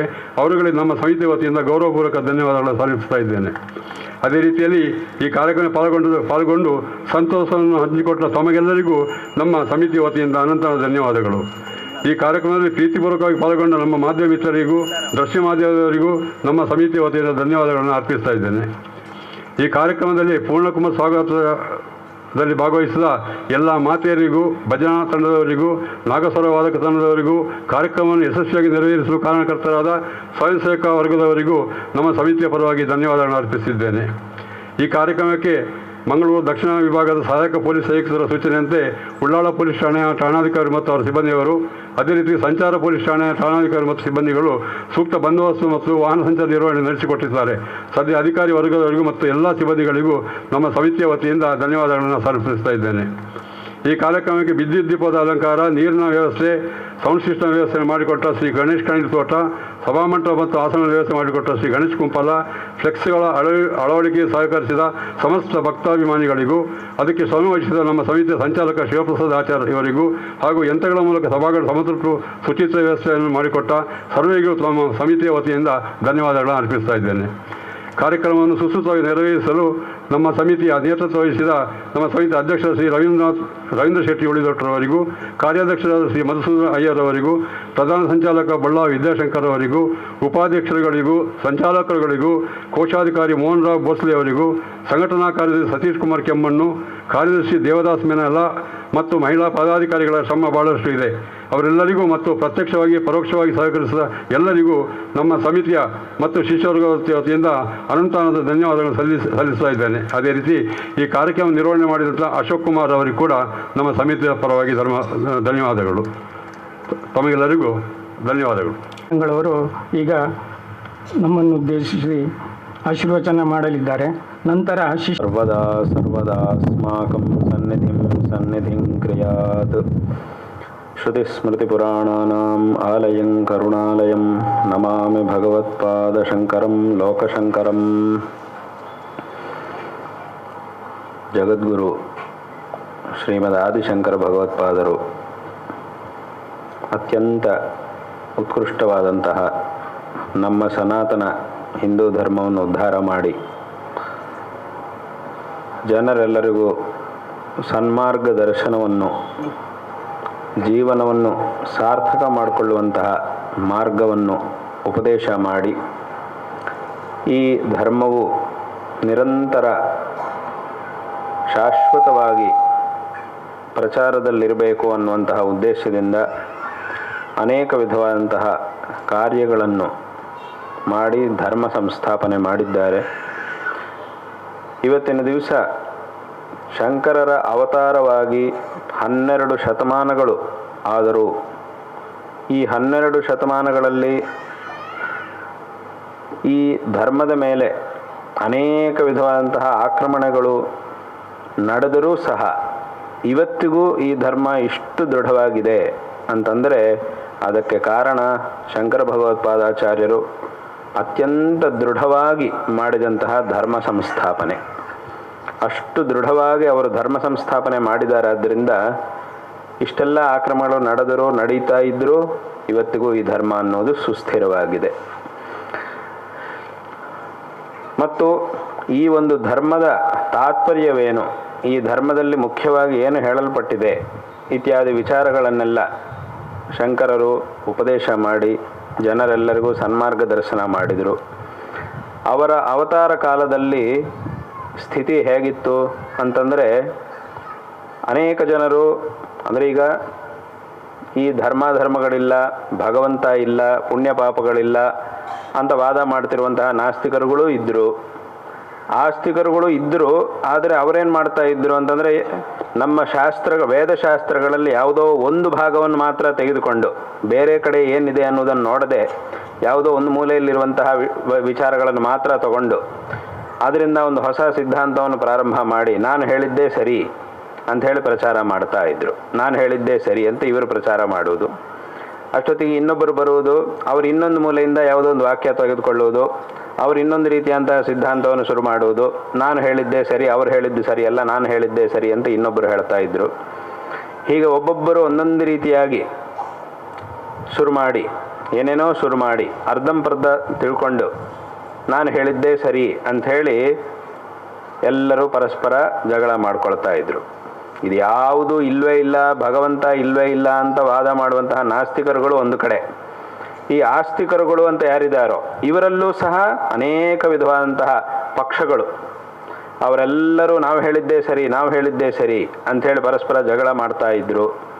ಈ ರೀತಿಯಾದಂತಹ ಒಂದು ಪರಿಸ್ಥಿತಿ ಶಂಕರರು ಅವತಾರ ಮಾಡುವಾಗ ಇತ್ತು. ಆಗ ಶಂಕರರು ಅವತಾರ ಮಾಡಿ ಸರಿಯಾದಂತಹ ತತ್ವ ಏನು ಅನ್ನೋದನ್ನು ನಾಸ್ತಿಕರುಗಳಿಗೂ ಉಪದೇಶ ಮಾಡಿ ಅವರೂ ಸಹ ಈ ಮಾರ್ಗಕ್ಕೆ ಸತ್ಯವನ್ನು ತಿಳ್ಕೊಂಡು ಅವರಲ್ಲಿದ್ದಂತಹ ತಪ್ಪು ಕಲ್ಪನೆಗಳನ್ನು ಭ್ರಮೆಗಳನ್ನು ಹೋಗಲಾಡಿಸಿ ಅವರೂ ಸಹ ಈ ಮಾರ್ಗಕ್ಕೆ ಬರುವಂತೆ ಮಾಡಿದರು. ಅದೇ ರೀತಿಯಾಗಿ ಈ ಆಸ್ತಿಕರಲ್ಲೂ ಹೀಗೆ ಹೇಳಿದಂತೆ ಅನೇಕ ವಿಧವಂತಹ ಪಕ್ಷಗಳು ಏನಿವೆಯೋ ಅದೆಲ್ಲವುದರ ತಾತ್ಪರ್ಯವನ್ನು ತಿಳಿಸಿ ವಾಸ್ತವಂತಹ ಸತ್ಯ ಏನು ಅನ್ನುವುದನ್ನು ತಿಳಿಸಿ ಅವರೆಲ್ಲರಲ್ಲೂ ಸಹ ಒಂದು ಐಕಮತ್ಯವನ್ನು ಉಂಟು ಮಾಡಿದ್ದಾರೆ. ಅಂದರೆ ಒಂದು ಕಥೆ ನೆನಪಾಗುತ್ತೆ. ಒಂದು ಸಲ ಒಂದು ಊರಿನಲ್ಲಿ ಒಂದಿಷ್ಟು ಜನ ಕುರುಡರು ಇದ್ದರು, ಒಂದು 5-6 ಜನ ಇದ್ದರು. ಅವರೆಲ್ಲರಿಗೂ ಒಂದ್ಸಲ ಏನು ಅನ್ನಿಸ್ತು ಅಂತಂದರೆ, ಅವರು ಈ ಆನೆ ಬಗ್ಗೆ ತುಂಬ ಕೇಳಿದರು. ಕೇಳಿದಾಗ ಅವ್ರಿಗನ್ನಿಸ್ತು, ನಾವು ಒಂದ್ಸಲ ಆನೆಯನ್ನು ನೋಡಬೇಕು, ಆನೆ ಅಂದರೆ ದೊಡ್ಡದಾಗಿರುತ್ತಂತೆ, ಹಾಗಿರುತ್ತಂತೆ ಅಂತೆಲ್ಲ ಕೇಳಿದ್ರು, ತುಂಬ ಬಲವಾಗಿರುತ್ತಂತೆ ಆ ಪ್ರಾಣಿ ಅಂಥೇಳಿ ಅವರು ಕೇಳಿ ಅವ್ರಿಗನ್ನಿಸ್ತು ನಾವು ಆನೆಯನ್ನು ನೋಡಬೇಕು ಅಂತ ಆಸೆ ಬಂತು. ಅವ್ರಿಗೆ ಪರಿಚಯದವನೊಬ್ಬರು ಸಿಕ್ಕಿದ್ದ, ಅವನಿಗೆ ಹೇಳಿದರು, ನೋಡ್ರಿ ನಮಗೆಲ್ರಿಗೂ ಆನೆ ನೋಡಬೇಕು ಅಂತ ಆಸೆ ಆಗಿದೆ ಅಂತ. ಆಗ ಅವನು ಹೇಳಿದ್ದ, ನಿಮಗೆ ನೋಡೋಕ್ಕಾಗೋದಿಲ್ಲಲ್ವ, ಹೇಗ್ರಿ ನೋಡ್ತೀರಿ, ನಿಮ್ಗೆ ಕಣ್ಣಿಲ್ಲಲ್ವ, ಹೆಂಗೆ ನೋಡುವುದು ಆನೆಯನ್ನು, ನೋಡೋಕ್ಕಾಗೋದಿಲ್ಲಲ್ವಾ ಅಂತ ಕೇಳಿದ್ದ. ಆಗ ಅವ್ರು ಹೇಳಿದರು, ಹೌದು ನಮಗೆ ಕಣ್ಣಿಲ್ಲ, ಹೌದು ನಾವು ಕಣ್ಣಿಂದ ನೋಡೋಕ್ಕಾಗೋದಿಲ್ಲ, ಕಣ್ಣಿಲ್ಲದೆ ಇರುವುದರಿಂದ ನಾವು ಕಣ್ಣಿಂದ ನೋಡೋಕ್ಕಾಗಲ್ಲ, ಆದರೆ ನಾವು ನೋಡಿ ತಿಳ್ಕೊಳ್ಳುವಂತಹ ಕ್ರಮ ಒಂದಿರುತ್ತೆ. ನಾವು ಅದನ್ನು ಮುಟ್ಟಿ ಅದು ಹೇಗಿದೆ ಅಂತ ಒಂದು ಅಂದಾಜು ನಮಗೆ ಬರುತ್ತೆ. ಕಣ್ಣಿಂದ ನೋಡೋಕ್ಕಾಗೋದಿಲ್ಲ, ಹೌದು, ಅದನ್ನು ಮುಟ್ಟಿ ನಾವು ನೋಡಿದರೆ ನಮಗೆ ಒಂದು ಅಂದಾಜು ಬರುತ್ತೆ. ಈ ಥರನೇ ನಾವು ಎಲ್ಲದನ್ನು ತಿಳ್ಕೊಳ್ತೀವಿ, ಎಲ್ಲ ವಸ್ತುಗಳನ್ನು ತಿಳ್ಕೊಂಡು ನಾವು ವ್ಯವಹಾರ ಮಾಡುವುದು ಹೀಗೇನೆ, ಆದ್ದರಿಂದ ನಾವು ನೋಡೋ ಕ್ರಮದಲ್ಲಿ ನಾವು ನೋಡ್ತೀವಿ ಅಂತ. ಆಗ ಅವನು ಹೇಳಿದ, ಇದಿನ್ನೂ ಕಷ್ಟ, ಯಾಕಂದರೆ ಮುಟ್ಟಿ ನೋಡಬೇಕು ಅಂದರೆ ಆನೆಯನ್ನು ಹತ್ತಿರ ಹೋಗ್ಲಿಕ್ಕೆ ಆಗೋದಿಲ್ಲ, ಅದನ್ನು ಮುಟ್ಟಿ ನೋಡುವುದು ಅಂತಂದರೆ ಸ್ವಲ್ಪ ಕಷ್ಟ, ಅದನ್ನು ಇನ್ನೂ ಸ್ವಲ್ಪ ಕಷ್ಟ ಆಗ್ತದಲ್ವಾ ಅಂತ ಇವನು ಹೇಳಿದ್ದ. ಅವರು ಹೇಳಿದ್ರು, ಇಲ್ಲ ಏನಾದರೂ ಮಾಡಿ, ಏನಾದರೂ ನಮಗೆ ತುಂಬ ನೋಡಬೇಕು ಅಂತ ಆಸೆ ಆಗಿದೆ, ಏನಾದರೂ ಮಾಡಿ ನಮಗೆ ತೋರಿಸೋ ಏರ್ಪಾಟು ಮಾಡಿ ಅಂತ ಕೇಳಿದರು. ಆಗ ಇವನು ಸ್ವಲ್ಪ ಯೋಚನೆ ಮಾಡಿ ಆಯಿತು, ಇಲ್ಲಿ ಹತ್ತಿರದಲ್ಲಿ ಒಂದು ಕಡೆ ದೊಡ್ಡದೊಂದು ಆನೆದೊಂದು ವಿಗ್ರಹ ಇದೆ. ಅದು ನಿಜವಾದಂತಹ ಆನೆ ಪರಿಮಾಣ ಎಷ್ಟಿರುತ್ತೋ ಅಷ್ಟೇ ಪರಿಮಾಣದಲ್ಲಿ ಒಂದು ಆನೆ ವಿಗ್ರಹ ಉಂಟು. ಅದನ್ನು ತುಂಬ ಚೆನ್ನಾಗಿ ತದ್ರೂಪವಾಗಿ ನಿಜವಾದ ಆನೆ ಹೇಗಿರುತ್ತೋ ಅದೇ ರೀತಿಯಾಗಿ ಕೆತ್ತಿದ್ದಾರೆ ಆ ಮೂರ್ತಿಯನ್ನು. ತುಂಬ ಚೆನ್ನಾಗಿರುತ್ತೆ, ಅದನ್ನು ನಿಜವಾಗ್ಲೂ ಅದನ್ನು ನೋಡಿದರೆ ನಿಜವಾದ ಆನೆಯನ್ನು ನೋಡಿದ ಹಾಗೇ ಇರುತ್ತೆ, ಅಷ್ಟು ಚೆನ್ನಾಗಿದೆ ಒಂದು ಆನೆ ಆ ವಿಗ್ರಹ.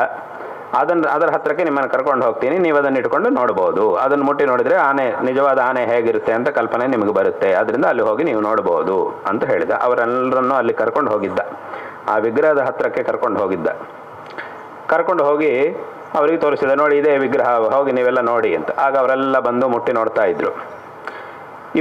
ನೀವೆಲ್ಲ ನೋಡ್ತಾ ಇರಿ ಅಂತ ಹೇಳಿದ. ಅಷ್ಟೊತ್ತಿಗೆ ಅವನ ಪರಿಚಯದವನು ಯಾವನೋ ಒಬ್ಬ ಅಲ್ಲಿ ಸಿಕ್ಕಿದ. ನೀವೆಲ್ಲ ಇಲ್ಲಿ ನೋಡ್ತಾ ಇರಿ, ನಾನು ಒಂದು 2 ನಿಮಿಷ ಮಾತಾಡಿಸ್ಕೊಂಡು ಬರ್ತೀನಿ ಅಂತ ಇವನಲ್ಲಿ ಹೋಗಿ ಮಾತಾಡ್ತಾ ಇದ್ದ. ಒಂದು 2 ನಿಮಿಷ ಆಯಿತು. ಅವನ ಹತ್ರ ಮಾತಾಡ್ತಿರೋ ಹೊತ್ತಿಗೆ ಈ ಕುರುಡರು ಯಾರು ಆನೆಯನ್ನು ನೋಡ್ತಾ ಇದ್ರೋ ಅವರೆಲ್ಲರ ಮಧ್ಯೆಯಲ್ಲಿ ದೊಡ್ಡದಾಗಿ ಜಗಳ ಶುರುವಾಯಿತು. ಒಬ್ಬರು ಇನ್ನೊಬ್ಬರ ಮೇಲೆ ಕೂಗ್ತಾ ಇದ್ರು, ದೊಡ್ಡದಾಗಿ ಜಗಳ ಶುರುವಾಯಿತು. ಅದನ್ನು ಕೇಳಿದಾಗ ಇವನಿಗೆ ಆಶ್ಚರ್ಯ ಆಯ್ತು. ಇಷ್ಟೊತ್ತು ಚೆನ್ನಾಗಿದ್ರಲ್ಲ, ತುಂಬ ಶಾಂತವಾಗಿದ್ದರು, ಒಬ್ಬೊಬ್ಬರು ಇಷ್ಟು ದೊಡ್ಡ ಗಲಾಟೆ ಶುರು ಮಾಡ್ಕೊಂಡ್ರಲ್ಲ, ಏನಿದು ಅಂಥೇಳಿ ಅಲ್ಲಿ ಓಡ್ಕೊಂಡು ಹೋಗಿ ನೋಡಿದಾಗ ಎಲ್ಲರೂ ಇನ್ನೊಬ್ಬರನ್ನು ಬೈಕೊಳ್ತಾ ಇದ್ರು. ಎಲ್ಲರೂ 5-6 ಜನನೂ ಒಬ್ಬರೊಬ್ಬರು ಬೈಕೊಳ್ತಾ ಇದ್ರು ಪರಸ್ಪರ. ಏನಾಯಿತು ಅಂತ ಇವನು ಹೋಗಿ ವಿಚಾರಿಸಿದ. ಏನಾಯ್ತು, ಇಷ್ಟೊತ್ತು ಚೆನ್ನಾಗಿದ್ರಲ್ಲ, ಏನು ಇದಕ್ಕಿದ್ದಾಗ ಜಗಳ ಏನು ಶುರುವಾಯಿತು ಅಂತ ವಿಚಾರಿಸಿದ. ಆಗ ಒಬ್ಬ ಹೇಳಿದ, ಏನಿಲ್ಲಪ್ಪ, ನಾವೆಲ್ಲ ಆನೆಯನ್ನು ನೋಡಿದ್ದೀವಲ್ವಾ, ನೋಡಿದ ಮೇಲೆ ನಾನು ಇನ್ನೊಬ್ಬನನ್ನು ತೋರಿಸ್ಬಿಟ್ಟು ಒಬ್ಬ ಹೇಳಿದ, ನಾನು ಇವನನ್ನು ಕೇಳಿದೆ, ನೀನು ನೋಡಿದ್ದೀಯನಪ್ಪ ಆನೆಯನ್ನು ಅಂತ ಕೇಳಿದ್ದೆ. ನೋಡಿದ್ದೀನಿ ಅಂತ ಅವನು ಹೇಳಿದ್ದ. ಹೇಗಿತ್ತು ಆನೆ ಅಂತ ಕೇಳಿದರೆ ಅವನೇನೋ ಹೇಳ್ತಾ ಇದ್ದಾನೆ, ಆದರೆ ವಾಸ್ತವವಾಗಿ ಅವನು ಹೇಳ್ದಂಗೆ ಇಲ್ಲಲ್ವ ಆನೆ, ಏನೋ ಹೇಳ್ತಾ ಇದ್ದಾನೆ, ಈ ಥರ ಉಂಟು ಆನೆ ಅಂತ ಅವನು ಹೇಳ್ತಾ ಇದ್ದಾನೆ. ಆದರೆ ವಾಸ್ತವವಾಗಿ ಆನೆ ಆ ಥರ ಇಲ್ಲ, ನಾನು ನೋಡಿದ್ದು ಹೀಗಿದೆ, ಅದರಿಂದ ಇದು ಸರಿ ಅಂತ ನಾನು ಹೇಳ್ತಾ ಇದ್ದೀನಿ. ಆದರೆ ನಾನು ಹೇಳಿದ್ದನ್ನು ಅವನು ಒಪ್ತಾ ಇಲ್ಲ, ಅವನು ಬೇರೆ ಥರ ಹೇಳ್ತಾ ಇದ್ದಾನೆ. ಅಷ್ಟೊತ್ತಿಗೆ 3ನೇ ಅವ ಬಂದ್ಬಿಟ್ಟು, ನೀವಿಬ್ಬರು ಹೇಳ್ತಿರೋದು ಸರಿಯಲ್ಲ, ನೀ ಹೇಳ್ತಿರೋದು ಸರಿಯಲ್ಲ, ನಾನು ನೋಡಿದ ಆನೆ ಬೇರೆ ಥರ ಇದೆ, ಅದೇ ನಾ ಹೇಳ್ತಿರೋದು ಸರಿ, ನಾನು ಹೇಳ್ತೀನಿ ತಿಳ್ಕೊಳ್ಳಿ ಆನೆ ಹೇಗಿದೆ ಅಂತ, ನಾನು ನಿಮಗೆ ಹೇಳ್ತೀನಿ ತಿಳ್ಕೊಳ್ಳಿ ಅಂತೇಳಿ ಅವ ಹೇಳ್ತಾ ಇದ್ದಾನೆ. ಅಷ್ಟೊತ್ತಿಗೆ 4ನೇವನು 5ನೇವನು ಹೀಗೆಲ್ಲರೂ ಒಂದೊಂದು ಥರ ಹೇಳ್ತಾ ಇದ್ದಾರೆ. ಹೀಗಾಗಿ ನಮಗೆ ಜಗಳ ಶುರುವಾಯಿತು ಅಂತ. ಆವಾಗ ಇವನು ಹೇಳಿದ, ಸರಿ ಹಾಗೆಲ್ಲ ಅಲ್ಲ, ಮೊದಲು ನೀವೇನು ಹೇಳ್ತಿದ್ದೀರಿ ಅಂತ ಹೇಳಿ ಅಂತ ಮೊದಲನೇವನನ್ನು ಕೇಳಿದ. ನೀವು ಆನೆಯನ್ನು ನೋಡಿದ್ದೀರಲ್ವ, ನೋಡಿದ್ದೀನಿ, ಅದು ಹೇಗಿದೆ ಹೇಳಿ ಅಂತ ಕೇಳಿದ. ಅದಕ್ಕೆ ಮೊದಲನೇವನು ಹೇಳಿದ, ಆನೆ ಅಂದರೆ ಅದೊಂದು ದೊಡ್ಡ ಕಂಬ ಇದ್ದ ಹಾಗಿದೆ ಅಂತ ಹೇಳಿದ ಇವನು. ಅದು ಕೇಳಿ ಇವನಿಗೆ ಆಶ್ಚರ್ಯ ಆಯ್ತು. ಆನೆ ಅನ್ನೋದು ಕಂಬ ಥರ ಇರುವುದಂದ್ರೆ ಏನರ್ಥ ಗೊತ್ತಾಗಿಲ್ಲ. ಅಷ್ಟೊತ್ತಿಗೆ ಇನ್ನೊಬ್ಬನನ್ನು ಕೇಳಿದ, ನೀನು ಹೇಳು ಆನೆ ಹೇಗಿದೆ ಅಂತ. ಆನೆ ಅನ್ನೋದೊಂದು ದೊಡ್ಡ ಗೋಡೆ ಇದ್ದ ಹಾಗಿದೆ ಅಂತ ಇವನು ಹೇಳಿದ. ಇನ್ನೊಬ್ಬನನ್ನು ಕೇಳಿದ, ನೀನು ಹೇಳು ಆನೆ ಹೇಗಿದೆ ಅಂದರೆ, ಆನೆ ಅಂದರೆ ಅದೊಂದು ತಟ್ಟೆ ಇದ್ದ ಹಾಗಿದೆ ಅಂತ ಇನ್ನೊಬ್ಬ ಹೇಳಿದ. ಇದೆಲ್ಲ ಕೇಳಿ ನನಗೆ ಆಶ್ಚರ್ಯ ಆಯ್ತು, ಏನು ಈ ಥರ ಹೇಳ್ತಿದ್ದೀರಲ್ರಿ ಒಬ್ಬೊಬ್ಬರು, ಏನಾಯಿತು ಅಂತ ಕೇಳಿದರೆ ಕೊನೆಗೆ ಏನಾಯಿತು ಅಂತಂದರೆ ಇವನು ಹೇಳಿದ ಅವರಿಗೆಲ್ಲ, ನೋಡಿ ಈ ಥರ ಒಬ್ಬೊಬ್ಬರು ಒಂದೊಂದು ರೀತಿಯಾಗಿ ಹೇಳಿದರು. ಆಗ ಕೊನೆಗೆ ಅವನಿಗೆ ಹೇಳಿದ ಏನು ಅಂತಂದರೆ, ಎಷ್ಟೊತ್ತಿಗೆ ಇನ್ನೊಬ್ಬನ ಹತ್ರ ಕೇಳಿದ, ಆನೆ ಹೇಗಿದೆ ಹೇಳು ಅಂತ. ನಾವು ಮನೆಯಲ್ಲಿ ಗುಡಿಸ್ತೀವಲ್ಲ ಪರಕೆ ಥರ ಇದೆ ಅಂತ ಇನ್ನೊಬ್ಬ ಹೇಳಿದ, ಇನ್ನೊಬ್ಬನ ಅಂತಂದ್ರೆ ಕೇಳಿದ. ಆವಾಗ ಇವನು ಹೇಳಿದ, ನೋಡಿ ನೀವೆಲ್ಲರೂ ಆನೆಯನ್ನು ಮುಟ್ಟಿ ನೋಡಿದ್ದೀರಿ ಹೌದು, ಆದರೆ ನೀವು ಮುಟ್ಟಿದ್ದು ಒಂದೊಂದು ಅವಯವ ಮಾತ್ರ. ಯಾರು ಕಂಬ ಥರ ಇದೆ ಅಂತ ಹೇಳಿದ್ದಾನೋ ಅವನು ಆನೆ ಕಾಲಿರುವ ಜಾಗವನ್ನು ಹಿಡ್ಕೊಂಡು ನೋಡಿದ್ದ, ಆ ಕಾಲಿದೆ ಅಲ್ವಾ ಅದನ್ನು ಹಿಡ್ಕೊಂಡು ನೋಡಿದ್ದ. ಅವನು ನೋಡಿಬಿಟ್ಟು ಇದೇ ಆನೆ ಅಂದರೆ ಹೀಗೆ ಇರುತ್ತೆ ಅಂತ ಅವನು ತಿಳ್ಕೊಂಡು ಅವನು ಹಾಗೆ ಹೇಳ್ತಾ ಇದ್ದಾನೆ. ಇನ್ನೊಬ್ಬ ಪೊರಕೆ ಥರ ಇದೆ ಅಂತ ಹೇಳ್ತಿದ್ದಾನಲ್ಲ, ಅವನು ಆ ಬಾಲವನ್ನು ಹಿಡ್ಕೊಂಡು ನೋಡಿದ, ಅದನ್ನು ಮಾತ್ರವೇ ಹಿಡ್ಕೊಂಡು ನೋಡಿದ್ದಾನೆ, ಹಾಗಾಗಿ ಇದು ಹೀಗೆ ಅಂತ ಅವನು ತಿಳ್ಕೊಂಡಿದ್ದಾನೆ. ಇನ್ನೊಬ್ಬ ಅದರ ಹೊಟ್ಟೆ ಭಾಗವನ್ನು ಹಿಡಿದು ನೋಡಿದ, ಹೊಟ್ಟೆ ಇಷ್ಟಾಗಲ್ಲ ಇರುತ್ತೆ, ಗೋಡೆ ಥರ ಇರುತ್ತೆ, ದೊಡ್ಡದೊಂದು ಮನೆಯಲ್ಲಿ ಗೋಡೆ ಥರ ಇದೆ, ಅಷ್ಟು ದೊಡ್ಡ ಇದೆ ಅದನ್ನು ಹಿಡ್ಕೊಂಡು ನೋಡಿದ ಇನ್ನೊಬ್ಬ. ಹೀಗೆ ನೀವೆಲ್ಲರೂ ಆನೆಯನ್ನು ಮುಟ್ಟಿದ್ದೀರಿ, ಅದೇ ಆನೆ ವಿಗ್ರಹವನ್ನು ಮುಟ್ಟಿ ನೋಡಿದ್ದೀರಿ ಹೌದು, ಆದರೆ ಒಂದೊಂದು ಭಾಗವನ್ನು ಮಾತ್ರ ನೋಡಿದ್ದೀರಿ ಅಷ್ಟೆ. ಇದಿಷ್ಟು ಅವಯವಗಳನ್ನು ಸೇರಿಸಿದರೆ ಯಾವ ದೊಡ್ಡ ಒಂದು ವಸ್ತು ಒಂದು ಪದಾರ್ಥ ತಯಾರಾಗುತ್ತೋ ಅದು ನಿಜವಾದಂತಹ ಆನೆ. ನೀವು ಹೇಳ್ತಿರೋದು ಬರೀ ಆನೆಯ ಒಂದೊಂದು ಅವಯವ ಮಾತ್ರ ಅಷ್ಟೇ, ಒಂದೊಂದು ಅವಯವನ್ನೇ ಆನೆ ಅಂತ ನೀವು ತಿಳ್ಕೊಂಡಿದ್ದೀರಿ, ಇಡೀ ಆನೆನೂ ಇದೆ ಇಷ್ಟೇ ಅಂತ ನೀವು ತಿಳ್ಕೊಂಡಿದ್ದೀರಿ. ಆದರೆ ವಾಸ್ತವವಾಗಿ ಹಾಗಲ್ಲ, ನೀವು ಹೇಳಿದ್ದು ಬರೀ ಒಂದು ಅವಯವ ಮಾತ್ರ. ಅದರೊಳಗೂ ನೀವು ನೋಡಿದ್ದನ್ನು ಅವರು ನೋಡಿಲ್ಲ, ಅವರು ನೋಡಿದ್ದನ್ನು ನೀವು ನೋಡಲಿಲ್ಲ. ಅವಯವಗಳು ಒಂದು ಶರೀರದೊಳಗೆ ಅವಯವಗಳು ಅನೇಕ ಇರುತ್ತೆ, ಒಂದೊಂದು ಅವಯವಕ್ಕೂ ಒಂದೊಂದು ಕೆಲಸ ಇದೆ. ಎಲ್ಲ ಅವಯವಗಳು ಬೇಕು, ಎಲ್ಲ ಅವಯವಗಳು ಇದ್ದರೆ ಮಾತ್ರ ಅದು ಪರಿಪೂರ್ಣವಂತಹ ಶರೀರ ಅಂತ ಆಗುತ್ತೆ. ಮತ್ತು ಒಂದೊಂದು ಅವಯವಕ್ಕೂ ಒಂದೊಂದು ಕೆಲಸ ಇದೆ, ಯಾವುದು ಬೇಕಾಗಿಲ್ಲ ಅಂತ ಹೇಳೋ ಹಾಗಿಲ್ಲ, ಒಂದೊಂದು ಅವಯವಕ್ಕೂ ಒಂದೊಂದು ಕೆಲಸ ಉಂಟು, ಅದರದ್ದೇ ಕರ್ತವ್ಯ ಬೇರೆ ಬೇರೆ ಇರುತ್ತೆ.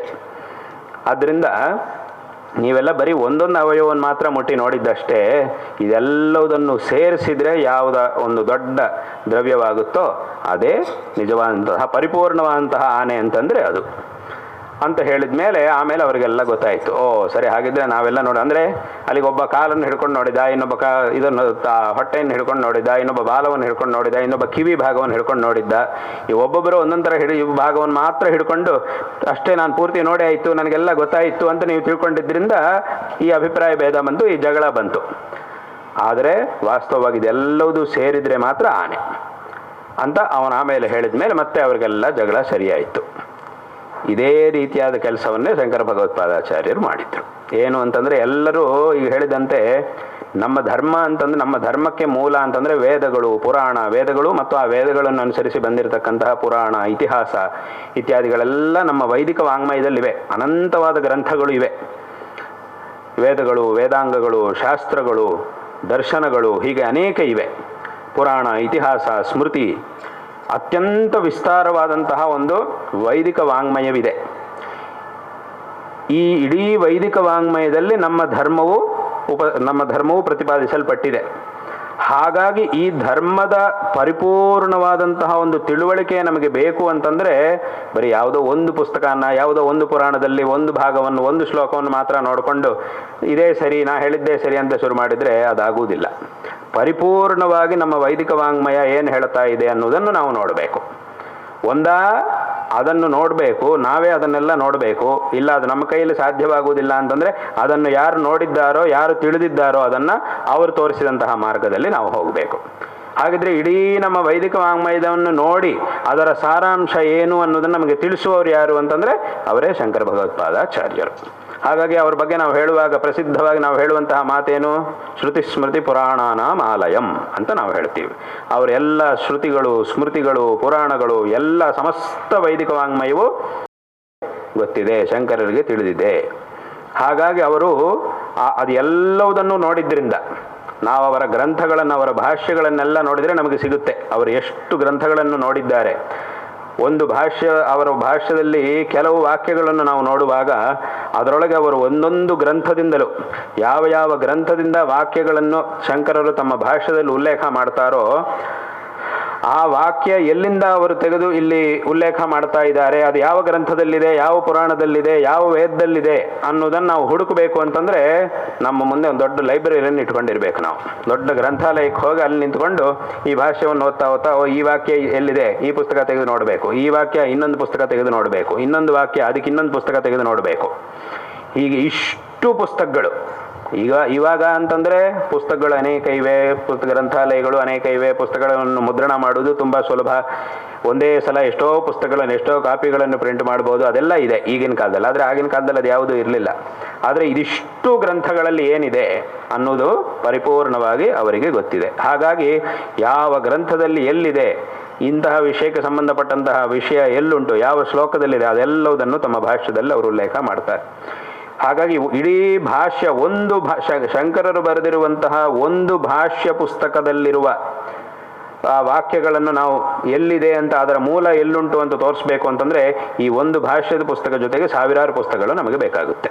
ಇಟ್ಕೊಳ್ಳಿ ಅಂದರೆ ಮಾತ್ರ ಅದು ಎಲ್ಲೆಲ್ಲಿದೆ ಅನ್ನೋದು. ಅಂದರೆ ಅಷ್ಟು ಗ್ರಂಥಗಳಲ್ಲಿ ಇಡೀ ವೈದಿಕ ವಾಂಗ್ಮಯವನ್ನು ತಿಳಿದಿರತಕ್ಕಂತಹ ಸರ್ವಜ್ಞರಾಗಿರ್ತಕ್ಕಂಥವರು ಜಗದ್ಗುರು ಶ್ರೀ ಆದಿಶಂಕರ ಭಗವತ್ಪಾದಾಚಾರ್ಯರು. ಹಾಗಾಗಿ ಅವರು ಎಲ್ಲಿ ಏನಿದೆ ಅನ್ನುವುದೆಲ್ಲ ಅವರಿಗೆ ಗೊತ್ತಿದೆ. ಹಾಗಾಗಿ ಅವರೆಲ್ಲರಿಗೂ ಸಹ ಸರಿಯಾಗಿ ಮಾರ್ಗದರ್ಶನ ಮಾಡಿದರು. ನೀನು ಹೇಳ್ತಿರುವುದು ನಮ್ಮ ಧರ್ಮದಲ್ಲಿ, ನಮ್ಮ ವೈದಿಕ ವಾಂಗ್ಮಯದಲ್ಲಿರುವಂತಹ ಒಂದು ವಿಷಯ. ಹಾಗಂತೇಳಿ ಇದು ಇಲ್ವೇ ಇಲ್ಲ ಅಂತಿಲ್ಲ, ಉಂಟು. ಆದರೆ ಅದೇ ಕೊನೆಯದು, ಇನ್ನು ಅದು ಬಿಟ್ಟರೆ ಇನ್ನೇನಿಲ್ಲ ಅಂತ ತಿಳ್ಕೊಂಡಿದ್ದು ಮಾತ್ರ ತಪ್ಪು. ಅದರ ಮೇಲೂ ಇನ್ನೂ ವಿಚಾರ ಇದೆ, ನೀನು ತಿಳ್ಕೊಳ್ಬೇಕಂತಹ ವಿಚಾರ ಉಂಟು ಅಂಥೇಳಿ ಎಲ್ಲರಿಗೂ ಸಮನ್ವಯ ಮಾಡಿ, ಎಲ್ಲರಲ್ಲೂ ಒಂದು ಸಮನ್ವಯವನ್ನು ಮಾಡಿ ಒಂದು ಐಕಮತ್ಯವನ್ನು ಉಂಟು ಮಾಡೋದು. ಹೇಗೆ ಅವರೆಲ್ಲ ಜಗಳ ಮಾಡ್ಕೊಳ್ತಾ ಇದ್ದಾರೆ, ಒಂದೊಂದು ಅವಯವ ಮಾತ್ರ ನೋಡಿ, ನಾ ಹೇಳಿದ್ದೆ ಸರಿ, ನೀ ಹೇಳಿದ್ದು ಸರಿ ಇಲ್ಲ ಅಂತೇಳಿ ಜಗಳ ಮಾಡ್ತಾ ಇದ್ರು. ಆ ಒಂದು ಅವಯವನ್ನೇ ಇಡೀ ಆನೆ ಅಂತ ತಿಳ್ಕೊಂಡು ನಾನು ಹೇಳಿದ್ದೆ ಸರಿ, ನಾನು ನೋಡೇ ಆಯಿತು, ನಾನು ಆನೆ ನೋಡೇ ಆಯಿತು, ನನಗೆ ಗೊತ್ತಾಯಿತು, ನಾ ಹೇಳಿದ್ದೆ ಸರಿ ಅಂತ ಅವರೆಲ್ಲ ಹೇಗೆ ಹೇಳ್ತಾ ಇದ್ರು, ಅದೇ ರೀತಿಯಾಗಿ ಶಂಕರರ ಕಾಲದಲ್ಲಿ ನಮ್ಮ ವೈದಿಕ ವಾಂಗ್ಮಯದಲ್ಲಿ ಯಾವುದೋ ಒಂದು ವಿಷಯ ಮಾತ್ರ ತಗೊಂಡು ನಾ ಹೇಳಿದ್ದೆ ಸರಿ ಅಂತ ಹೇಳಿ ಪ್ರಚಾರ ಮಾಡ್ತಾ ಇದ್ರು. ಆದರೆ ಅವರಿಗೆ ವಾಸ್ತವ ಏನು ಅನ್ನೋದನ್ನು ತಿಳಿಸಿ ಎಲ್ಲರಲ್ಲೂ ಒಂದು ಐಕಮತ್ಯವನ್ನು ಉಂಟು ಮಾಡಿದವರು ಶಂಕರ ಭಗವತ್ಪಾದಾಚಾರ್ಯರು. ಹಾಗಾಗಿ ಅವರಿಗೆ ಷಣ್ಮತ ಸ್ಥಾಪನಾಚಾರ್ಯರು ಅಂತ ಹೇಳ್ತೀವಿ. 6 ಮತಗಳು. ಈ 6 ಮತಗಳಲ್ಲಿ ಇರತಕ್ಕಂಥವರೆಲ್ಲರೂ ಸಹ ನಾವು ಹೇಳಿದ್ದೆ ಅಂದರೆ ಶೈವ, ವೈಷ್ಣವ, ಶಾಕ್ತ ಇತ್ಯಾದಿ 6 ಮತಗಳಿವೆ.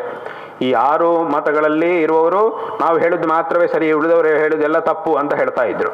ಆದರೆ ಶಂಕರರು ಅದೆಲ್ಲದಕ್ಕೂ ಸಮನ್ವಯ ಮಾಡಿ ತೋರಿಸಿದ್ದಾರೆ. ಹಾಗಾಗಿ ಇವತ್ತಿನ ದಿವಸ ತುಂಬ ಜನ ಹೇಳ್ತಾ ಇರ್ತಾರೆ, ನಮ್ಮ ಹಿಂದೂಗಳಲ್ಲಿ ಐಕಮತ್ಯ ಬರಬೇಕು, ಎಲ್ಲರೂ ಒಂದಾಗಿರಬೇಕು ಅಂತ ಹೇಳ್ತಾರೆ. ಆ ಒಂದಾಗಿರಬೇಕು ಅಂತಂದರೆ ಅದು ಶಂಕರಾಚಾರ್ಯರು ತೋರಿಸಿದ ಮಾರ್ಗದಿಂದ ಮಾತ್ರವೇ ಸಾಧ್ಯ. ಇಡೀ ಪ್ರಪಂಚದಲ್ಲಿ ಇವತ್ತಿನ ದಿವಸ ಎಲ್ಲ ಸನಾತನ ಧರ್ಮ ಅನುಯಾಯಿಗಳಲ್ಲೂ, ಎಲ್ಲ ಹಿಂದೂಗಳಲ್ಲೂ ಒಂದು ಐಕಮತ್ಯವನ್ನು ತರಬೇಕು ಅಂತಂದರೆ ಅದಕ್ಕೆ ಇರತಕ್ಕಂತಹ ಏಕಮಾತ್ರವಾದ ಮಾರ್ಗ ಅಂತಂದರೆ ಶಂಕರರು ತೋರಿಸಿದಂತಹ ಆ ಒಂದು ಅದ್ವೈತ ಮಾರ್ಗ. ಆದ್ದರಿಂದ ಈ ರೀತಿಯಾದಂತಹ ಒಂದು ಸಿದ್ಧಾಂತವನ್ನು ಅವರು ಉಪದೇಶ ಮಾಡಿ ನಮಗೆ ಬರುವಂತಹ ಎಲ್ಲ ಪ್ರಶ್ನೆಗಳಿಗೂ ಸಹ ಉತ್ತರವನ್ನು ಕೊಟ್ಟು ಈ ಲೋಕಕ್ಕೆ ಒಂದು ಸನ್ಮಾರ್ಗವನ್ನು ಉಪದೇಶ ಮಾಡಿದಂತಹ ಮಹಾಪುರುಷರು ಅಂತಂದರೆ ಶಂಕರ ಭಗವತ್ಪಾದಾಚಾರ್ಯರು. ಅವರು ಈ ಒಂದು ಧರ್ಮವನ್ನು ಸಂಸ್ಥಾಪನೆ ಮಾಡಿದ್ದರಿಂದ ತದನಂತರ ಕಾಲದಲ್ಲಿ ಅನೇಕ ಜನರು ಬಂದು ಈ ಧರ್ಮವನ್ನು ಒಂದು ಪ್ರಚಾರ ಮಾಡಲಿಕ್ಕೆ ಅವರಿಗೆ ಸಾಧ್ಯವಾಯಿತು. ನಂತರ ಕಾಲದಲ್ಲಿ ಬಂದವರಿಗೆ ಸಾಧ್ಯ ಆಯಿತು. ಶಂಕರರು ಏನಾದರೂ ಅವರು ಈ ಧರ್ಮವನ್ನು ಸಂಸ್ಥಾಪನೆ ಮಾಡಿರಲಿಲ್ಲ, ಆ ವೇದಗಳಿಗೆ ಸರಿಯಾದಂತಹ ಒಂದು ಅರ್ಥವನ್ನು ಹೇಳಿ ವೇದಗಳಲ್ಲಿ ಏನು ಹೇಳಲ್ಪಡ್ತಾ ಇದೆ, ಅದರ ಸಿದ್ಧಾಂತ ಏನು, ಅದರ ಪರಮ ಸಿದ್ಧಾಂತ ಏನು, ಮನುಷ್ಯನ ಒಂದು ಉದ್ಧಾರಕ್ಕಾಗಿ ಅಲ್ಲಿ ಏನು ಹೇಳಿದ್ದಾರೆ, ಅದನ್ನು ಹೇಗೆ ನಾವು ತಗೊಳ್ಬೇಕು ಇತ್ಯಾದಿ ಎಲ್ಲ ವಿಚಾರಗಳನ್ನು ಅವರೊಂದು ವೇಳೆ ಹೇಳಿರಲಿಲ್ಲ ಅಂತಂದರೆ ತದನಂತರ ಬಂದವರಿಗೂ ಸಹ ಏನೂ ಮಾಡಲಿಕ್ಕೆ ಆಗ್ತಾ ಇರಲಿಲ್ಲ. ಶಂಕರರ ನಂತರ ಕಾಲದಲ್ಲಿ ಬಂದಂಥವರು ಅನೇಕ ಜನರು ಅವರು ಒಂದು ಗುರುಸ್ಥಾನದಲ್ಲಿದ್ದು ಎಲ್ಲರಿಗೂ ಮಾರ್ಗದರ್ಶನ ಮಾಡಿದ್ದಾರೆ ಅಂತಂದರೆ ಅವರವರ ಶಿಷ್ಯರುಗಳಿಗೆ ಅವರು ಮಾರ್ಗದರ್ಶನ ಮಾಡಲಿಕ್ಕೆ ಸಾಧ್ಯವಾಯಿತು ಧರ್ಮದ ಬಗ್ಗೆ ಅಂತಂದರೆ ಅದಕ್ಕೆ ಕಾರಣ ಶಂಕರರು ಮಾಡಿದಂತಹ ಧರ್ಮ ಸಂಸ್ಥಾಪನೆ ಮಾತ್ರ. ಅವರು ಆ ಥರ ಮಾಡಿದ್ರಿಂದ ನಂತರ ಕಾಲದಲ್ಲಿ ಬಂದವರು ಸಹ ಧರ್ಮ ಪ್ರಚಾರ ಮಾಡಲಿಕ್ಕೆ ಸಾಧ್ಯವಾಯಿತು. ಹಾಗಾಗಿ ನಾವು ಎಲ್ಲ ಸನಾತನ ಧರ್ಮ ಅನುಯಾಯಿಗಳು ಸಹ ನಾವು ಮೊದಲನೇದಾಗಿ ನಮಸ್ಕಾರ ಮಾಡಬೇಕು ಅಂತಂದರೆ ಅದು ಶಂಕರ ಭಗವತ್ಪಾದಾಚಾರ್ಯರಿಗೆ. ಅವರಿಗೆ ನಮ್ಮ ಒಂದು ನಮಸ್ಕಾರ. ಗುರುಗಳು ಅಂತಂದರೆ ಅದು ಜಗದ್ಗುರುಗಳು ಶಂಕರ ಭಗವತ್ಪಾದಾಚಾರ್ಯರು.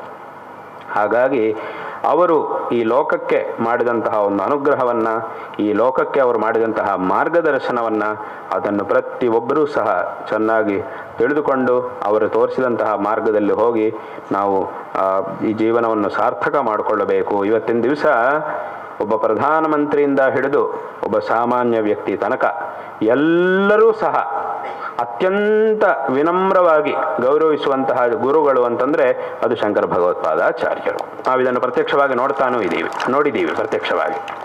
ಆ ರೀತಿಯಂತಹ ಒಂದು ಸ್ಥಾನವನ್ನು, ಆ ರೀತಿಯಂತಹ ಒಂದು ಉತ್ಕೃಷ್ಟವಾದ ಸ್ಥಾನ ಶಂಕರ ಭಗವತ್ಪಾದಾಚಾರ್ಯರಿಗಿದೆ. ಅಂತಹ ಒಂದು ಆಸ್ತಿಕರೆಲ್ಲರೂ ಸಹ, ಸಮಸ್ತ ಸನಾತನ ಧರ್ಮ ಅನುಯಾಯಿಗಳು ಸಹ ತಮ್ಮ ಒಂದು ಹೃದಯದಲ್ಲಿ ಶಂಕರ ಭಗವತ್ಪಾದಾಚಾರ್ಯರನ್ನು ಇಷ್ಟು ಶ್ರದ್ಧೆಯಿಂದ ಇಟ್ಟುಕೊಂಡಿದ್ದಾರೆ. ಆದ್ದರಿಂದ ಇದನ್ನು ಇನ್ನು ಅವ್ರ ಬಗ್ಗೆ ಹೇಳ್ತಾ ಹೋದರೆ ತುಂಬ ವಿಷಯ ಇದೆ. ಅದು ಹೇಳ್ತಾ ಇದೆ, ಎಷ್ಟು ಹೇಳಿದರೂ ಮುಗಿಯೋದಿಲ್ಲ, ಅಷ್ಟು ವಿಷಯಗಳಿವೆ. ಆದ್ದರಿಂದ ಅಂದರೆ ಒಂದೇ ಇದರಲ್ಲಿ ಎಲ್ಲದನ್ನು ಹೇಳೋಕ್ಕಾಗೋದು, ಒಂದು ಸಲ ಮಾತಾಡೋ ಹೊತ್ತಿಗೆ ಎಲ್ಲದನ್ನು ಹೇಳೋಕ್ಕಾಗೋದಿಲ್ಲ, ಇನ್ನೂ ಅನೇಕ ವಿಷಯಗಳಿವೆ. ಆದ್ದರಿಂದ ಇದನ್ನು ಚೆನ್ನಾಗಿ ನಾವು ತಿಳ್ಕೊಂಡು ಶಂಕರ ಭಗವತ್ಪಾದಾಚಾರ್ಯರು ತೋರಿಸಿದಂತಹ ಮಾರ್ಗವನ್ನು ಅನುಸರಿಸಿ ಕೃತಾರ್ಥರಾಗಬೇಕು ಅನ್ನುವಂತಹ ಒಂದು ವಿಷಯವನ್ನು. ಮತ್ತು ಇನ್ನೊಂದೇನು, ಶಂಕರಾಚಾರ್ಯರು ತಮ್ಮ ಗ್ರಂಥಗಳಲ್ಲಿ ಮಾಡಿದಂತಹ ಅನೇಕ ಉಪದೇಶಗಳೇನಿವೆಯೋ ಅವುಗಳು ಬರೀ ಇವತ್ತಿನ ದಿವಸ ಇಲ್ಲಿ ಯಾರು ಕೂತಿದ್ದೀರೋ ಇವರಿಗೆ ಮಾತ್ರ, ಅಥವಾ ನಮ್ಮ ಈ ಜಿಲ್ಲೆಯಲ್ಲಿರುವವರಿಗೆ ಮಾತ್ರ, ಅಥವಾ ಈ ಕರ್ನಾಟಕ ರಾಜ್ಯದಲ್ಲಿರುವವರಿಗೆ ಮಾತ್ರ, ಅಥವಾ ನಮ್ಮ ಭಾರತ ದೇಶದಲ್ಲಿರುವವರಿಗೆ, ಅದರಲ್ಲೂ ಭಾರತ ದೇಶದಲ್ಲಿರೋ ಹಿಂದೂಗಳಿಗೆ ಮಾತ್ರ, ಬೇರೆ ಯಾರಿಗೂ ಅಲ್ಲ, ಅಥವಾ ಇನ್ಯಾರಿಗೂ ಅದ್ಯಾವುದೋ ಹಿಂದಿನ ಕಾಲಕ್ಕೆ ಅವತಾರ ಕಾಲಕ್ಕೆ ಮಾತ್ರವೇ ಅದು, ಈಗ ಅದು ಬೇಕಾಗಿಲ್ಲ ಅಂತ ಏನೂ ಇಲ್ಲ. ಅವರು ತೋರಿಸಿದಂತಹ ಉಪದೇಶಗಳು, ಅವರು ಮಾಡಿದಂತಹ ಉಪದೇಶಗಳು ಇಡೀ ಜಗತ್ತಿನಲ್ಲಿ ಪ್ರತಿಯೊಬ್ಬರಿಗೂ ಅತ್ಯಂತ ಅವಶ್ಯಕ. ಮತ್ತು ಅದ್ಯಾವುದು ಅವರ ಕಾಲಕ್ಕೆ ಮಾತ್ರ ಆ ಉಪದೇಶ, ಅದೆಲ್ಲ ಹಳೆ ಕಾಲದ್ದು, ಈಗ ಅವಶ್ಯಕತೆ ಇಲ್ಲ ಅಂತಿಲ್ಲ. ಈಗಲೂ ಆ ಉಪದೇಶಗಳು ನಮಗೆ ಪ್ರಸಕ್ತವಾಗಿಯೇ ಇವೆ. ಈಗಲೂ ಆ ಉಪದೇಶಗಳ ಅವಶ್ಯಕತೆ ನಮಗೆ ಇದ್ದೇ ಇದೆ.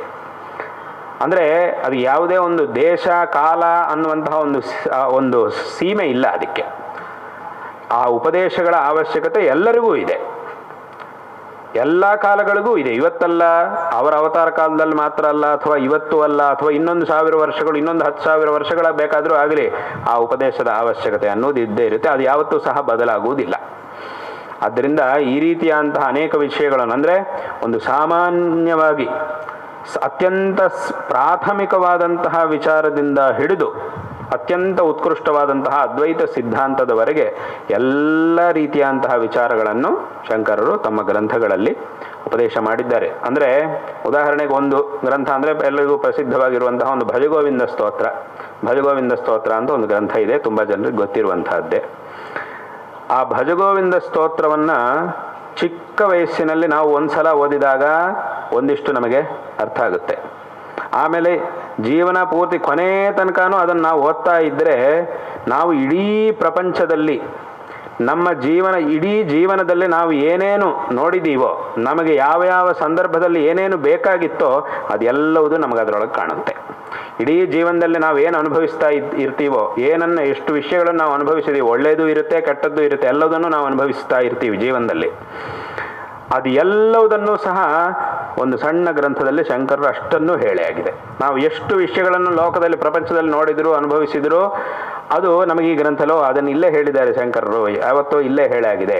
ಎಷ್ಟು ಸಮಸ್ಯೆಗಳನ್ನು ನಾವು ಲೋಕದಲ್ಲಿ ಅನುಭವಿಸಿದ್ರು ಅದರ ಪರಿಹಾರ ಇಲ್ಲಿ ಯಾವತ್ತೋ ಶಂಕರರು ಹೇಳೇ ಆಗಿದೆ. ಇದರಲ್ಲಿ ಇದ್ದಿದ್ರೆ ಈ ಸಮಸ್ಯೆನೇ ಬರ್ತಿರ್ಲಿಲ್ಲ ಅಂತ ನಾವು ತಿಳ್ಕೊಳ್ಳಿಕ್ಕೆ ಸಾಧ್ಯ ಆಗುತ್ತೆ. ಇದೇನು ಸುಮ್ಮನೆ ಏನೋ ಉತ್ಪ್ರೇಕ್ಷೆ ಏನಲ್ಲ, ಇದು ಯಾವುದು ಉತ್ಪ್ರೇಕ್ಷೆನೂ ಅಲ್ಲ, ಏನೂ ಅಲ್ಲ. ನಾವು ಓದಿದರೆ ನಮಗೆ ಅದು ಗೊತ್ತಾಗುತ್ತೆ. ಇದು ಅನುಭವದಲ್ಲಿರುವಂತಹ ವಿಷಯ. ಸುಮ್ಮನೆ ಯಾವುದೋ ಉತ್ಪ್ರೇಕ್ಷೆ ಮಾಡಿ ಹೇಳಿದರೆ ಅಥವಾ ವಿನಾ ಕಾರಣ ಸುಮ್ಮನೆ ಪ್ರಶಂಸೆ ಮಾಡಿ ಹೇಳಿದರೆ ಅದಾಗುವುದಿಲ್ಲ. ಆದರೆ ಅನುಭವದಲ್ಲಿರುವಂತಹ ವಿಷಯವನ್ನು ಇಲ್ಲ ಅಂತ ಹೇಗೆ ಹೇಳೋಕ್ಕಾಗುತ್ತೆ? ಇದು ಅನುಭವದಲ್ಲಿರುವಂತಹ ಒಂದು ವಿಷಯ. ಈ ರೀತಿಯಾಗಿ ಅನೇಕ ವಿಧವಾದ, ಇನ್ನು ಪ್ರಶ್ನೋತ್ತರ ರತ್ನಮಾಲಿಕಾ ಅಂತ ಒಂದು ಗ್ರಂಥ ಬರೆದಿದ್ದಾರೆ, ಅದರೊಳಗಂತೂ ಅನೇಕ ವಿಧವಾದಂತಹ ವಿಚಾರಗಳು ಇವೆ. ಆದ್ದರಿಂದ ಈ ರೀತಿಯಾಗಿ ಈ ಲೋಕಕ್ಕೆ ಪರಮಾನುಗ್ರಹವನ್ನು ಮಾಡಿದಂಥವರು ಶಂಕರ ಭಗವತ್ಪಾದಾಚಾರ್ಯರು. ಅವರ ಒಂದು ಮಹಿಮೆಯು ಎಲ್ಲರಿಗೂ ಗೊತ್ತಿದೆ. ಎಲ್ಲರೂ ಅವರ ಒಂದು ಮಹಿಮೆಯನ್ನು ತಿಳಿದಿದ್ದಾರೆ, ಅವರ ಮಾರ್ಗದಲ್ಲಿ ಹೋಗ್ತಾ ಇದ್ದಾರೆ. ಆದರೂ ಇನ್ನೂ ತುಂಬ ಜನ ಅವರ ಮಹಿಮೆಯನ್ನು ತಿಳ್ಕೊಳ್ಬೇಕಾಗಿಯೂ ಇದೆ ಈ ಲೋಕದಲ್ಲಿ. ಆ ಥರದವರು ಇನ್ನೂ ಅದರ ಬಗ್ಗೆ ಗೊತ್ತಾಗದೇ ಇರುವವರು ತುಂಬ ಜನ ಇದ್ದಾರೆ ಈಗಿನ ಕಾಲದಲ್ಲಿ, ನಾವು ನೋಡ್ತಾ ಇರ್ತೀವಿ. ಇನ್ನು ಅವರ ಇಷ್ಟೆಲ್ಲ ಇಡೀ ಜಗತ್ತಿಗೂ ಗೊತ್ತಿರುವಂತಹ ಒಂದು ಮಹಿಮೆ ಇನ್ನು ಕೆಲವರಿಗೆ ಮಾತ್ರ ಗೊತ್ತಾಗ್ತಾ ಇಲ್ಲ. ಆ ರೀತಿಯಾದಂತಹ ಒಂದು ಸ್ಥಿತಿಯೂ ಈಗ ಲೋಕದಲ್ಲಿದೆ. ಆ ಒಂದು ಅದರಿಂದ ಅವರಿಗೂ ಸಹ ಈ ಒಂದು ಮಹಿಮೆ ಬಗ್ಗೆ ಅವರಿಗೂ ಸಹ ತಿಳಿಯಲಿ, ಎಲ್ಲರೂ ಸಹ ಶಂಕರರ ಒಂದು ಮಹಿಮೆಯನ್ನು ತಿಳ್ಕೊಂಡು ಅವರು ತೋರಿಸಿದಂತಹ ಮಾರ್ಗದಲ್ಲಿ ಹೋಗಿ ಜೀವನವನ್ನು ಸಾರ್ಥಕ ಮಾಡಿಕೊಳ್ಳುವಂತೆ ಆಗಲಿ ಎಲ್ಲರಿಗೂ ಎಂಬುದಾಗಿ ಈ ಸಂದರ್ಭದಲ್ಲಿ ಹೇಳ್ತಾ, ಶಂಕರರು ಧರ್ಮೋದ್ಧಾರವನ್ನು ಮಾಡುವಾಗ ಅನೇಕ ವಿಧವಾದಂತಹ ಕಾರ್ಯಗಳನ್ನು ಮಾಡಿದ್ದಾರೆ. ಅದರೊಳಗೆ ಆ ಎಲ್ಲ ಕಾರ್ಯಗಳನ್ನು ನಾವು 3 ವಿಧವಾಗಿ ವಿಂಗಡಣೆ ಮಾಡ್ಬೋದು. ಅದರೊಳಗೆ ಮೊದಲನೇ ಕಾರ್ಯ ಏನು ಅಂತಂದರೆ ಗ್ರಂಥಗಳ ರಚನೆ. ಶಂಕರರು ಗ್ರಂಥಗಳನ್ನು ಈಗ ಹೇಳಿದಂತೆ ಅನೇಕ ವಿಧವಾದಂತಹ ಗ್ರಂಥಗಳನ್ನು ರಚನೆ ಮಾಡಿ ಆ ಗ್ರಂಥಗಳಲ್ಲಿ ಅನೇಕ ವಿಚಾರಗಳನ್ನು ತಿಳಿಸಿದ್ದಾರೆ ಈ ಲೋಕಕ್ಕೆ. ಅದು ಒಂದು ವಿಷಯ. ಇನ್ನು ಎರಡನೇ ಕಾರ್ಯ ಅಂತಂದರೆ ಅವರು ಮಾಡಿದಂತಹ ದಿಗ್ವಿಜಯ ಯಾತ್ರೆ.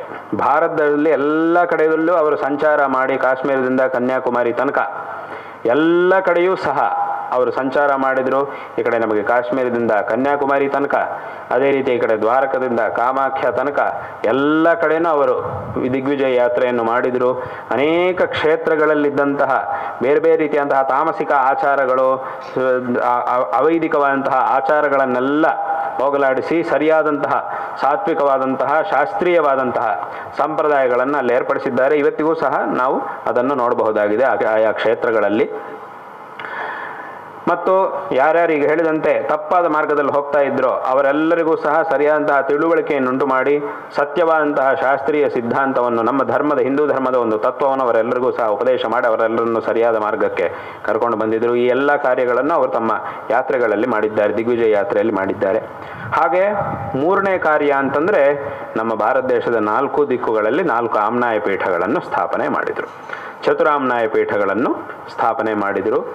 ಶೃಂಗೇರಿ ಕ್ಷೇತ್ರದಲ್ಲಿ, ದ್ವಾರಕಾ ಕ್ಷೇತ್ರದಲ್ಲಿ, ಬದರಿ ಮತ್ತು ಪುರಿ ಕ್ಷೇತ್ರಗಳಲ್ಲಿ 4 ದಿಕ್ಕುಗಳಲ್ಲಿ 4 ಆಮ್ನಾಯ ಪೀಠಗಳನ್ನು ಸ್ಥಾಪನೆ ಮಾಡಿದರು. ಅವರು ಆ ಆಮ್ನಾಯ ಪೀಠಗಳನ್ನು ಸ್ಥಾಪನೆ ಮಾಡುವಾಗ ಸರಿಯಾಗಿ ನಾವು ನೋಡಿದರೆ ಈಗ ಒಂದು ಆಮ್ನಾಯ ಪೀಠದ ಅಂದರೆ ಅವು ಸರಿಯಾಗಿ ಯಾವ ದಿಕ್ಕಿನಲ್ಲಿ ಎಲ್ಲಿ ಯಾವುದನ್ನು ಸ್ಥಾಪನೆ ಮಾಡಬೇಕು ಅನ್ನೋದನ್ನೆಲ್ಲ ಯೋಚನೆ ಮಾಡಿ ಸರಿಯಾಗಿ ಆಯಾ ಜಾಗದಲ್ಲಿ ಸ್ಥಾಪನೆ ಮಾಡಿದ್ದಾರೆ. ಹಾಗಾಗಿ ಇವತ್ತಿನ ದಿವಸ ನಾವು ನೋಡಿದರೆ ಒಂದು ಆಮ್ನಾಯ ಪೀಠದಿಂದ ಇನ್ನೊಂದು ಆಮ್ನಾಯ ಪೀಠಕ್ಕೆ ಎಷ್ಟು ದೂರ ಇದೆ ಅಂಥೇಳಿ ನಾವು ನೋಡಿದರೆ ಹತ್ರ ಒಂದು 1800 ಕಿಲೋಮೀಟರ್, 1000 ಕಿಲೋಮೀಟರ್ ಅಷ್ಟು ದೂರ ಇರುತ್ತೆ. ಎಲ್ಲಿ ನೋಡಿದರೂ ಒಂದಿಷ್ಟು ಸ್ವಲ್ಪ ಆಚೆ ಈಚೆ, ಆದರೆ 1800 ಕಿಲೋಮೀಟ್ರಿಂದ ಹಿಡಿದು 2000 ಕಿಲೋಮೀಟರ್ ಅಷ್ಟು ಸರಿಯಾಗಿ 4 ಆಮ್ನಾಯ ಪೀಠಗಳಿಗೂ ಅದೇ ದೂರ. ಒಂದರಿಂದ ಈ ದಿಕ್ಕಿನಲ್ಲಿರುವ ಪೀಠದಿಂದ ಇನ್ನೊಂದು ಪೀಠ, ಅಲ್ಲಿಂದ ಇನ್ನೊಂದು ಪೀಠಕ್ಕೆ ನಾವು ನೋಡಿದರೆ ಅಂದರೆ ಆಗಿನ ಕಾಲದಲ್ಲೇ ಆ ಯಾವುದು ಸರಿಯಾದಂತಹ ಸ್ಥಳ, ಆ ದಿಕ್ಕಿನಲ್ಲಿ ಯಾವುದು ಸರಿಯಾದಂತಹ ಸ್ಥಳ ಅನ್ನೋದನ್ನು ಯೋಚನೆ ಮಾಡಿ ತೀರ್ಮಾನ ಮಾಡಿ ಅಲ್ಲಿ ಈ ಆಮ್ನಾಯ ಪೀಠಗಳನ್ನು ಸ್ಥಾಪನೆ ಮಾಡಿ ಅಲ್ಲೊಂದು ಗುರು ಪರಂಪರೆಯನ್ನು ಏರ್ಪಡಿಸಿ ಈ ಪೀಠಗಳಲ್ಲಿರ್ತಕ್ಕಂತಹ ಅಧಿಪತಿಗಳು ಏನೇನು ಕಾರ್ಯಗಳನ್ನು ಮಾಡಬೇಕು ಅನ್ನೋದನ್ನೆಲ್ಲ ಉಪದೇಶ ಮಾಡಿ ಏರ್ಪಾಟನ್ನು ಮಾಡಿದ್ದಾರೆ. ಇದು ಅವರು ಮಾಡಿದಂತಹ 3ನೇ ಕಾರ್ಯ. ಈ ಆಮ್ನಾಯ ಪೀಠಗಳಲ್ಲಿ ದಕ್ಷಿಣಾಮ್ನಾಯ ಶೃಂಗೇರಿ ಶಾರದಾ ಪೀಠವನ್ನು ಈ ಶೃಂಗೇರಿಯಲ್ಲಿ ಅಂದರೆ ನಮ್ಮ ಕರ್ನಾಟಕ ರಾಜ್ಯದಲ್ಲಿ ಇಲ್ಲಿಗೆ ಅತ್ಯಂತ ಸಮೀಪದಲ್ಲಿರ್ತಕ್ಕಂತಹ ಶೃಂಗೇರಿ ಕ್ಷೇತ್ರದಲ್ಲಿ ಎಲ್ಲಿ ಋಷ್ಯಶೃಂಗ ಮಹರ್ಷಿಗಳು ಅವರು ತಪಸ್ಸನ್ನು ಮಾಡಿದರೋ ಅಂತಹ ಶೃಂಗೇರಿ ಕ್ಷೇತ್ರದಲ್ಲಿ ಅವರು ಈ ಪೀಠವನ್ನು ಸ್ಥಾಪನೆ ಮಾಡಿದರು. ಶಾರದಾಮ್ಮನವರನ್ನು ಈ ಪೀಠದ ಅಧಿಷ್ಠಾತ್ರಿ ದೇವತೆಯನ್ನಾಗಿ ಸ್ಥಾಪನೆ ಮಾಡಿ ಈ ಪೀಠವನ್ನು ಮಾಡಿದ್ದರಿಂದ ಇದಕ್ಕೆ ಶಾರದಾ ಪೀಠ ಅನ್ನುವಂತಹ ಒಂದು ನಾಮಧೇಯ ಬಂದಿದೆ. ಇಲ್ಲಿ ಇವತ್ತಿನ ದಿವಸ ನಾವು ನೋಡಿದರೆ ಇಡೀ ಜಗತ್ತಿನಲ್ಲಿ ಶಾರದಾಮ್ಮನವರು ಇರತಕ್ಕಂತಹ ಸ್ಥಾನಗಳು ಅಂತಂದರೆ ಅದು 2. ಒಂದು ಕಾಶ್ಮೀರ ದೇಶ, ಅದು ಅನಾದಿ ಕಾಲದಿಂದ ಕಾಶ್ಮೀರ ದೇಶದಲ್ಲಿ ಶಾರದಾಮ್ಮನವರ ಒಂದು ಸಾನ್ನಿಧ್ಯ ಇದೆ. ನಮಸ್ತೆ ಶಾರದಾದೇವಿ ಕಾಶ್ಮೀರ ಪುರವಾಸಿನಿ ಅಂತ ನಾವೆಲ್ಲರೂ ಆಸ್ತಿಕರುಗಳು ಪ್ರಾರ್ಥನೆ ಮಾಡ್ತೀವಿ ಅಮ್ಮನವರನ್ನು. ತದನಂತರ ಶಂಕರರು ಆ ಅಮ್ಮನವರನ್ನು ಶೃಂಗೇರಿ ಕ್ಷೇತ್ರದಲ್ಲೂ ಸ್ಥಾಪನೆ ಮಾಡಿದ್ದಾರೆ. ಹಾಗಾಗಿ ಆ ಅಮ್ಮನವರ ಇಡೀ ಜಗತ್ತಿನಲ್ಲಿ ಅಮ್ಮನವರ ಆ ದಿವ್ಯ ಸ್ಥಾನಗಳು ಅಂತಂದರೆ ಒಂದು ಕಾಶ್ಮೀರ ಕ್ಷೇತ್ರ, ಕಾಶ್ಮೀರ ದೇಶ, ಇನ್ನೊಂದು ನಮ್ಮ ಕರ್ನಾಟಕ ರಾಜ್ಯದಲ್ಲಿರ್ತಕ್ಕಂತಹ ಶೃಂಗೇರಿ ಕ್ಷೇತ್ರ. ಹಾಗಾಗಿ ಇಲ್ಲಿ ಅಮ್ಮನವರನ್ನು ಸ್ಥಾಪನೆ ಮಾಡಿದ್ದಾರೆ. ಈ ಶಾರದಾ ಪೀಠವನ್ನು ಸ್ಥಾಪನೆ ಮಾಡಿ ಇಲ್ಲಿ ಒಂದು ಪರಂಪರೆಯನ್ನು ಏರ್ಪಡಿಸಿದ್ದಾರೆ. ಈ ಒಂದು ಶಾರದಾ ಪೀಠದ ಅವಿಚ್ಛಿನ್ನವಾದಂತಹ ಗುರು ಪರಂಪರೆಯಲ್ಲಿ 35ನೇ ಅಧಿಪತಿಗಳು ನಮ್ಮ ಪರಮಗುರುಗಳು ಜಗದ್ಗುರು ಶ್ರೀ ಶ್ರೀ ಅಭಿನವ ವಿದ್ಯಾತೀರ್ಥ ಮಹಾಸ್ವಾಮಿಗಳವರು. ಅವರು ಮಹಾಯೋಗಿಗಳಾಗಿದ್ದು ಎಲ್ಲ ಶಾಸ್ತ್ರಗಳನ್ನೂ ಸಹ ತಿಳಿದವರಾಗಿ ಮಹಾ ತಪಸ್ವಿಗಳಾಗಿ ವಿಶೇಷವಾಗಿ ಈ ಲೋಕಕ್ಕೆ ಅನುಗ್ರಹವನ್ನು ಮಾಡಿದ್ದಾರೆ. ಅಪಾರವಾದಂತಹ ಒಂದು ಅನುಗ್ರಹವನ್ನು ಅವರು ಮಾಡಿದ್ದಾರೆ. ಅವರು ತಮ್ಮ ಪೀಠಾಧಿಪತಿಗಳಾಗಿದ್ದಂತಹ ಕಾಲದಲ್ಲಿ, ಪೀಠಾಧಿಪತ್ಯದ ಕಾಲದಲ್ಲಿ ಬೇರೆ ಯಾವ ಪ್ರದೇಶಕ್ಕೂ ಆಗದೇ ಇರುವಷ್ಟು ಒಂದು ಅನುಗ್ರಹವನ್ನು ಈ ಒಂದು ಪ್ರದೇಶಕ್ಕೆ ಅವರು ಮಾಡಿದ್ದಾರೆ. ಅಂದರೆ ಅನೇಕ ಬಾರಿ ಇಲ್ಲಿಗೆ ಬಂದು, ಪ್ರತಿ ವರ್ಷವೂ ಸಹ ಇಲ್ಲಿಗೆ ಬಂದು, ಇಲ್ಲಿ ತುಂಬ ದಿವಸಗಳ ಕಾಲ ಇಲ್ಲಿ ವಾಸ್ತವ್ಯವನ್ನು ಮಾಡಿ ಭಕ್ತರಿಗೆಲ್ಲರಿಗೂ ಸಹ ಅನುಗ್ರಹವನ್ನು ಮಾಡ್ತಾ ಇದ್ರು. ಇಲ್ಲಿ ವಾಸ್ತವ್ಯ ಮಾಡಿ, ಇಲ್ಲಿ ತಪಸ್ಸನ್ನು ಮಾಡಿ, ಒಂದು ವಿಶೇಷವಾದಂತಹ ತಪಸ್ಸನ್ನು ಮಾಡಿ, ಒಂದು ವಾಸ್ತವ್ಯವನ್ನು ಮಾಡಿ, ಭಗವದ್ ಆರಾಧನೆಯನ್ನು ಮಾಡಿ ಅವರ ಒಂದು ತಪಶಕ್ತಿಯನ್ನು ಇಲ್ಲಿ ಇಟ್ಟಿದ್ದಾರೆ. ಆದರೆ ಅವರು ಇಟ್ಟಿದಂತಹ ಒಂದು ತಪಶಕ್ತಿಯನ್ನು ಪಡ್ಕೊಳ್ಳೋದರಲ್ಲಿ ಶಿಷ್ಯರಿಂದ ಸ್ವಲ್ಪ ವಿಳಂಬ ಆಯಿತು ಅಂತ ಹೇಳಬೇಕಾಗುತ್ತೆ. ಅವರು ತಪಸ್ಸನ್ನು ಯಾವತ್ತೋ ಮಾಡಿ ಇಟ್ಟೇ ಆಗಿದೆ, ಆದರೆ ಅದನ್ನು ಪಡ್ಕೊಳ್ಳೋದ್ರಲ್ಲಿ ಸ್ವಲ್ಪ ವಿಳಂಬ ಆಗ್ತಾ ಇದೆ ಅಂತ ಅನಿಸುತ್ತೆ. ಆದರೆ ಅವರ ಒಂದು ಅನುಗ್ರಹ ಮತ್ತು ನಮ್ಮ ಗುರುಗಳು ಜಗದ್ಗುರು ಶ್ರೀ ಶ್ರೀ ಭಾರತೀ ತೀರ್ಥ ಮಹಾಸ್ವಾಮಿಗಳವರ ಒಂದು ಪರಿಪೂರ್ಣವಾದಂತಹ ಒಂದು ಅನುಗ್ರಹದಿಂದ ಈಗ ಆ ತಪಸ್ಸಿನ ಒಂದು ಫಲವನ್ನು, ಆ ಶಕ್ತಿಯನ್ನು, ಆ ತಪಸ್ಸಿನ ಒಂದು ಅನುಗ್ರಹವನ್ನು ಪಡ್ಕೊಳ್ಳುವಂತಹ ಒಂದು ಸಮಯ ಅದು ಅತ್ಯಂತ ಆಸನ್ನವಾಗಿದೆ ಅನ್ನುವಂತಹ ವಿಷಯದಲ್ಲಿ ಯಾವುದೇ ಸಂದೇಹ ಇಲ್ಲ. ಹಾಗಾಗಿ ಅವರಿಲ್ಲಿಗೆ ಅನೇಕ ಬಾರಿ ಆಗಮಿಸಿ ಇಲ್ಲಿ ವಾಸ್ತವ್ಯವನ್ನು ಮಾಡಿ ಎಲ್ಲರಿಗೂ ಸಹ ಅನುಗ್ರಹ ಮಾಡಿದರು. ತದನಂತರ ನಮ್ಮ ಗುರುಗಳು ತಮ್ಮ ಅನೇಕ ವಿಧವಾದಂತಹ ಯಾತ್ರೆಗಳಲ್ಲಿ ಇಲ್ಲಿಗೆ ಆಗಮಿಸಿ ವಿಶೇಷವಾಗಿ ಅನುಗ್ರಹವನ್ನು ಮಾಡಿದ್ದಾರೆ. ಅದೇ ರೀತಿ ಇನ್ನೊಂದು ವಿಶೇಷ ಏನು ಅಂತಂದರೆ, ನಾವು ಬ್ರಹ್ಮಚಾರಿಗಳಾಗಿದ್ದಾಗ ನಮ್ಮ ಗುರುಗಳು ಯಾತ್ರೆಗಳನ್ನು ಮಾಡ್ತಾ ಇರುವಾಗ ನಮ್ಮ ಗುರುಗಳ ಜೊತೆ ನಾವು ಮೊದಲನೇ ಸಲ ಯಾತ್ರೆಗೆ ಬಂದಿದ್ದು ಅಂತಂದರೆ ಇದೇ ಜಾಗಕ್ಕೆ. ಅವ್ರ ಜೊತೆಗೆ ಅವ್ರ ಯಾತ್ರೆಗಳಿಗೆ ಹೋಗ್ತಾ ಇದ್ರು. ನಾವು ಶೃಂಗೇರಿಗೆ ಬಂದ ಮೇಲೆ, ನಾನು ಬ್ರಹ್ಮಚಾರಿಯಾಗಿ ಶೃಂಗೇರಿಗೆ ಬಂದ ನಂತರ ಒಂದು 2-3 ಯಾತ್ರೆಗಳನ್ನು ನಮ್ಮ ಗುರುಗಳು ಮಾಡಿದರು. ಆದರೆ ಅದು ಯಾವುದಕ್ಕೂ ನಾನು ಹೋಗಿಲ್ಲ, ಅಲ್ಲೇ ಇದ್ದೆ, ಶೃಂಗೇರಿಯಲ್ಲೇ ಇದ್ದೆ. ಅದೊಂದು 4 ದಿವಸ, ಒಂದು 5-6 ದಿವಸ, ಒಂದು ವಾರ, ಆ ರೀತಿಯಾಗಿ ಒಂದು 2-3 ಯಾತ್ರೆಗಳಾಗಿದ್ದು. ಆದರೆ ಆವಾಗ ಹೋಗುವಂತಹ ಒಂದು ಸಂದರ್ಭ ಬಂದಿರಲಿಲ್ಲ. ತದನಂತರ ನಮ್ಮ ಗುರುಗಳು 2010ನೇ ಇಸ್ವಿಯಲ್ಲಿ 10ನೇ ವರ್ಷದಲ್ಲಿ ಕಾಲಟಿಯಲ್ಲಿ, ಶಂಕರಾಚಾರ್ಯರ ಅವತಾರ ಸ್ಥಳವಾಗಿರ್ತಕ್ಕಂತಹ ಕಾಲಟಿಯಲ್ಲಿ ಶಂಕರ ಜಯಂತಿಯನ್ನು, ಅದಂದರೆ 100ನೇ ವರ್ಷದ ಅಲ್ಲಿ ಶತಮಾನೋತ್ಸವವನ್ನು ಆಚರಣೆ ಮತ್ತು ಶಂಕರ ಜಯಂತಿ ಮತ್ತು ಶತಮಾನೋತ್ಸವದ ಆಚರಣೆ ಮಾಡುವುದಕ್ಕಾಗಿ ಈ ಮಾರ್ಗದಿಂದ ನಮ್ಮ ಗುರುಗಳು ಕಾಲಟಿಗೆ ತೆರಳಿದರು. ಆವಾಗ ನಾನು ಮೊದಲನೇ ಸಲ ಇಲ್ಲಿಗೆ ಬಂದಿದ್ದೆ. ತದನಂತರ ನಮ್ಮ ಸನ್ಯಾಸವಾದ ನಂತರವೂ ಸಹ ನಮ್ಮ ಗುರುಗಳ ಜೊತೆಗೆ ಮೊದಲನೇ ಬಾರಿಗೆ ಇಲ್ಲಿಗೆ ಬರುವಂತಹ ಒಂದು ಸಂದರ್ಭ ಬಂದಿತ್ತು. ನಮ್ಮ ಸನ್ಯಾಸದ ನಂತರವೂ ಇಲ್ಲಿಗೆ ಬಂದು ಇಲ್ಲಿ ವಾಸ್ತವ್ಯವನ್ನು ಮಾಡಿ, ತದನಂತರ ಇಲ್ಲಿಂದ ಅಶ್ವತ್ಥಪುರಕ್ಕೆ ಹೋಗಿ ಅಲ್ಲೆಲ್ಲ ಯಾತ್ರೆ ಅಲ್ಲೇ ಆಯಿತು. ಅಲ್ಲೂ ಅಶ್ವತ್ಥಪುರದಲ್ಲಿ ಶತಮಾನೋತ್ಸವ ಕಾರ್ಯಕ್ರಮ ಅದೆಲ್ಲ ಆಗಿತ್ತು. ಹಾಗಾಗಿ ಈ ರೀತಿಯಾಗಿ ಈ ಒಂದು ಸ್ಥಳ ಏನಿದೆಯೋ ಇದು ಗುರುಗಳ ಒಂದು ವಿಶೇಷವಾದಂತಹ ಅನುಗ್ರಹಕ್ಕೆ ಪಾತ್ರವಾಗಿರತಕ್ಕಂತಹ ಒಂದು ಸ್ಥಳವಾಗಿದೆ. ಹಾಗಾಗಿ ಇಲ್ಲಿ ವಿಶೇಷವಾಗಿ ಹಿಂದೆ ಇಲ್ಲಿ ಹಳೆ ಕಾಲದ ಒಂದು ದೇವಸ್ಥಾನ ಮತ್ತು ಒಂದು ಹಳೆ ಕಾಲದ ಕಟ್ಟಡ ಇದೆಲ್ಲ ಇತ್ತು. ಈಗ ಪುನಃ ಒಂದು ಉತ್ತಮವಾದಂತಹ ರೀತಿಯಲ್ಲಿ ಇಲ್ಲಿ ಒಂದು ದೇವಸ್ಥಾನ ಮತ್ತು ಅನೇಕ ವಿಧವಾದಂತಹ ಧಾರ್ಮಿಕ ಆಚರಣೆಗಳಿಗೆ, ಕಾರ್ಯಗಳಿಗೆ ಬೇಕಾಗಿರ್ತಕ್ಕಂತಹ ಒಂದು ಸಭಾಭವನ ಮತ್ತು ಒಂದು ಗುರುನಿವಾಸ ಇತ್ಯಾದಿಗಳನ್ನು ನಿರ್ಮಾಣ ಮಾಡಬೇಕು ಅನ್ನುವಂತಹ ಒಂದು ಸಂಕಲ್ಪ ವಿಶೇಷವಾಗಿ ನಿರ್ಮಾಣ ಮಾಡಿ ಎಲ್ಲ ಆಸ್ತಿಕರುಗಳಿಗೂ ಸಹ ಅದರ ಒಂದು ಉಪಯೋಗವಾಗಲಿ, ಎಲ್ಲರಿಗೂ ಸಹ ಆ ಭಗವದ್ ಅನುಗ್ರಹ ಪ್ರಾಪ್ತವಾಗಲಿ ಅನ್ನುವಂತಹ ಒಂದು ಸಂಕಲ್ಪದಿಂದ ಇಲ್ಲಿ ನಿರ್ಮಾಣ ಮಾಡಬೇಕು ಅನ್ನುವಂತಹ ಒಂದು ಯೋಚನೆಯನ್ನು ಮಾಡಿದ್ದೇವೆ. ಅದರಂತೆ ಇವತ್ತಿನ ದಿವಸ ಅದಕ್ಕೆ ಒಂದು ಶಿಲಾನ್ಯಾಸವನ್ನು ಮಾಡಿದ್ದೇವೆ. ವಿಶೇಷವಾಗಿ ಈಗಲೇ ಈ ಒಂದು ಹೇಗೆ ನಾವೀಗ ಹೇಳಿದಂತೆ ನಮ್ಮ ಗುರುಗಳ, ಪರಮಗುರುಗಳ ಒಂದು ವಿಶೇಷವಾದ ಅನುಗ್ರಹಕ್ಕೆ ಪಾತ್ರವಾಗಿರ್ತಕ್ಕಂತಹ ಸ್ಥಳ ಇದೊಂದಾಗಿದ್ದು, ಎಲ್ಲ ಆಸ್ತಿಕರುಗಳ ಒಂದು ವಿಶೇಷವಾದಂತಹ ಶ್ರದ್ಧಾ ಕೇಂದ್ರವಾಗಿದೆ. ಇವತ್ತಿನ ದಿವಸ ಅನೇಕ ಸಮಾಜಗಳ ಮುಖಂಡರು ಇವತ್ತು ಇಲ್ಲಿಗೆ ಬಂದಿದ್ದೀರಿ. ಈ ಎಲ್ಲ ಸಮಾಜದವರೂ ಸಹ ಪರಮ ಶ್ರದ್ಧಾ ಕೇಂದ್ರವಾಗಿರ್ತಕ್ಕಂತಹ ಒಂದು ಪ್ರದೇಶವಾಗಿ ಈ ಕೋಟೆಕಾರ್ನ ಮಂಗಳೂರಿನ ಈ ಕೋಟೆಕಾರ್ನ ಶೃಂಗೇರಿ ಶಂಕರ ಮಠವಾಗಿದೆ. ಇಲ್ಲಿ ವರ್ಷದಲ್ಲಿ ಅನೇಕ ವಿಧ ಶಂಕರ ಜಯಂತಿ, ಗೌರಿ ಗಣಪತಿ ಹಬ್ಬಗಳು ಇತ್ಯಾದಿ ಅನೇಕ ವಿಧವಾದಂತಹ ಆಚರಣೆಗಳು, ಧಾರ್ಮಿಕವಾದಂತಹ ಕಾರ್ಯಗಳು ಇಲ್ಲಿ ನಡೆಯುವುದು. ಅದರಲ್ಲೆಲ್ಲ ಆಸ್ತಿಕರುಗಳು ಸಹ, ಇಂತಹ ಎಲ್ಲ ಸಮಾಜದವರೂ ಸಹ ಅದರಲ್ಲಿ ವಿಶೇಷವಾಗಿ ಭಾಗವಹಿಸುವುದು ಅನ್ನುವುದು ಹಿಂದಿನ ಕಾಲದಿಂದ ಅನೇಕ ವರ್ಷಗಳಿಂದ ವಿಶೇಷವಾಗಿ ನಡೀತಾ ಇದೆ. ಹೀಗೆ ಅನೇಕ ಆಸ್ತಿಕರ ಒಂದು ಶ್ರದ್ಧಾ ಕೇಂದ್ರವಾಗಿರ್ತಕ್ಕಂತಹ ಈ ಪ್ರದೇಶದಲ್ಲಿ ಈ ಎಲ್ಲ ಕಾರ್ಯಗಳನ್ನು ಸಹ ಮುಂದೆ ಮಾಡಿಸಿ ಈ ಒಂದು ಧರ್ಮ ಪ್ರಚಾರ, ಜನರಲ್ಲಿ ಒಂದು ಧರ್ಮ ಜಾಗೃತಿ ಇದೆಲ್ಲವೂ ಸಹ ಇತೋಪಿ ಅಧಿಕವಾಗಿ ಆಗಬೇಕು ಅನ್ನುವಂತಹ ಒಂದು ಸಂಕಲ್ಪ ನಮ್ಮದಾಗಿದೆ. ಅದರಂತೆ ಮುಂದೆ ನಮ್ಮ ಗುರುಗಳ ಒಂದು ಅನುಗ್ರಹದಿಂದ ಈ ಎಲ್ಲ ಕಾರ್ಯಗಳು ಸಹ ಚೆನ್ನಾಗಿ ನಡೆದು ಮುಂದೆಯೂ ಸಹ ಒಂದು ಜನರಲ್ಲಿ ಈ ಒಂದು ಪ್ರಾಂತ, ಈ ಸುತ್ತಮುತ್ತಲಿನ ಜನರೆಲ್ಲರಲ್ಲೂ ಸಹ, ಪ್ರಾಂತ್ಯಗಳ ಜನರೆಲ್ಲರಲ್ಲೂ ಸಹ ಒಂದು ವಿಶೇಷವಾದಂತಹ ಧಾರ್ಮಿಕ ಚೈತನ್ಯವನ್ನು ಇತೋಪಿ ಅಧಿಕವಾಗಿ ಜಾಗೃತಿ ಮಾಡುವಂತಹ ಒಂದು ಶಕ್ತಿ ಕೇಂದ್ರವಾಗಿ ಈ ಒಂದು ಪ್ರದೇಶವಾಗಲಿ ಅನ್ನೋದು ನಮ್ಮ ಮನಸ್ಸಿನಲ್ಲಿರತಕ್ಕಂತಹ ಒಂದು ಸಂಕಲ್ಪವಾಗಿದೆ. ಆ ಜಗನ್ಮಾತೆಯ ಒಂದು ಅನುಗ್ರಹ, ನಮ್ಮ ಗುರುಗಳ ಒಂದು ಅನುಗ್ರಹದಿಂದ ಅದು ಖಂಡಿತವಾಗಿಯೂ ಆಗುತ್ತೆ ಅನ್ನುವಂತಹ ಒಂದು ವಿಷಯದಲ್ಲಿ ಸಂದೇಹ ಇಲ್ಲ. ಅದು ಖಂಡಿತವಾಗಿಯೂ ಆಗುತ್ತೆ. ಇದರಲ್ಲಿ ಎಲ್ಲರೂ ಸಹ ವಿಶೇಷವಾಗಿ ಭಾಗವಹಿಸಬೇಕು. ಎಲ್ಲ ಆಸ್ತಿಕರುಗಳು, ಎಲ್ಲ ಸಮಾಜದವರೂ ಸಹ ಇದರಲ್ಲಿ ವಿಶೇಷವಾಗಿ ಭಾಗವಹಿಸಿ ಸಹಕರಿಸಿ ಕೃತಾರ್ಥರಾಗಬೇಕು ಅನ್ನುವಂತಹ ಒಂದು ವಿಷಯವನ್ನು ಈ ಸಂದರ್ಭದಲ್ಲಿ ಎಲ್ಲರಿಗೂ ತಿಳಿಸ್ತಾ ಇದ್ದೇವೆ. ಯಾಕೆಂತಂದರೆ ಇದು ಹೇಗೆ ನಿಮಗೆಲ್ಲರಿಗೂ ಸಹ ಈ ಶೃಂಗೇರಿ ಪೀಠ ಅಂತಂದರೆ ಅದು ನಮ್ಮ ಪೀಠ, ನಮ್ಮ ಗುರುಪೀಠ ಅನ್ನುವಂತಹ ಒಂದು ವಿಶೇಷವಾದ ಅಭಿಮಾನವನ್ನು, ಶ್ರದ್ಧಾಭಕ್ತಿಗಳನ್ನು ಹೊಂದಿರತಕ್ಕಂಥವರು ನೀವೆಲ್ಲರೂ ಸಹ ಆಗಿದ್ದೀರಿ. ಅದೇ ರೀತಿಯಾಗಿ ಇಲ್ಲಿ ಈ ಒಂದು ಕಾರ್ಯವು ನಡೀತಾ ಇದೆ ಅಂತಂದರೆ ಇದು ಸಹ ಒಂದು ನಮ್ಮ ಕಾರ್ಯ, ನಮ್ಮ ಪೀಠದ ಒಂದು ಕಾರ್ಯ, ನಮ್ಮ ಗುರುಗಳ ಒಂದು ಕಾರ್ಯ. ಅದರಿಂದ ಇದರಲ್ಲಿ ನಾವು ಭಾಗವಹಿಸಬೇಕು ಅನ್ನುವಂತಹ ಒಂದು ಉತ್ಸಾಹದಿಂದ ಈಗಾಗಲೇ ಆ ಉತ್ಸಾಹವನ್ನು ಎಲ್ಲರೂ ಸಹ ಹೊಂದಿದ್ದೀರಿ.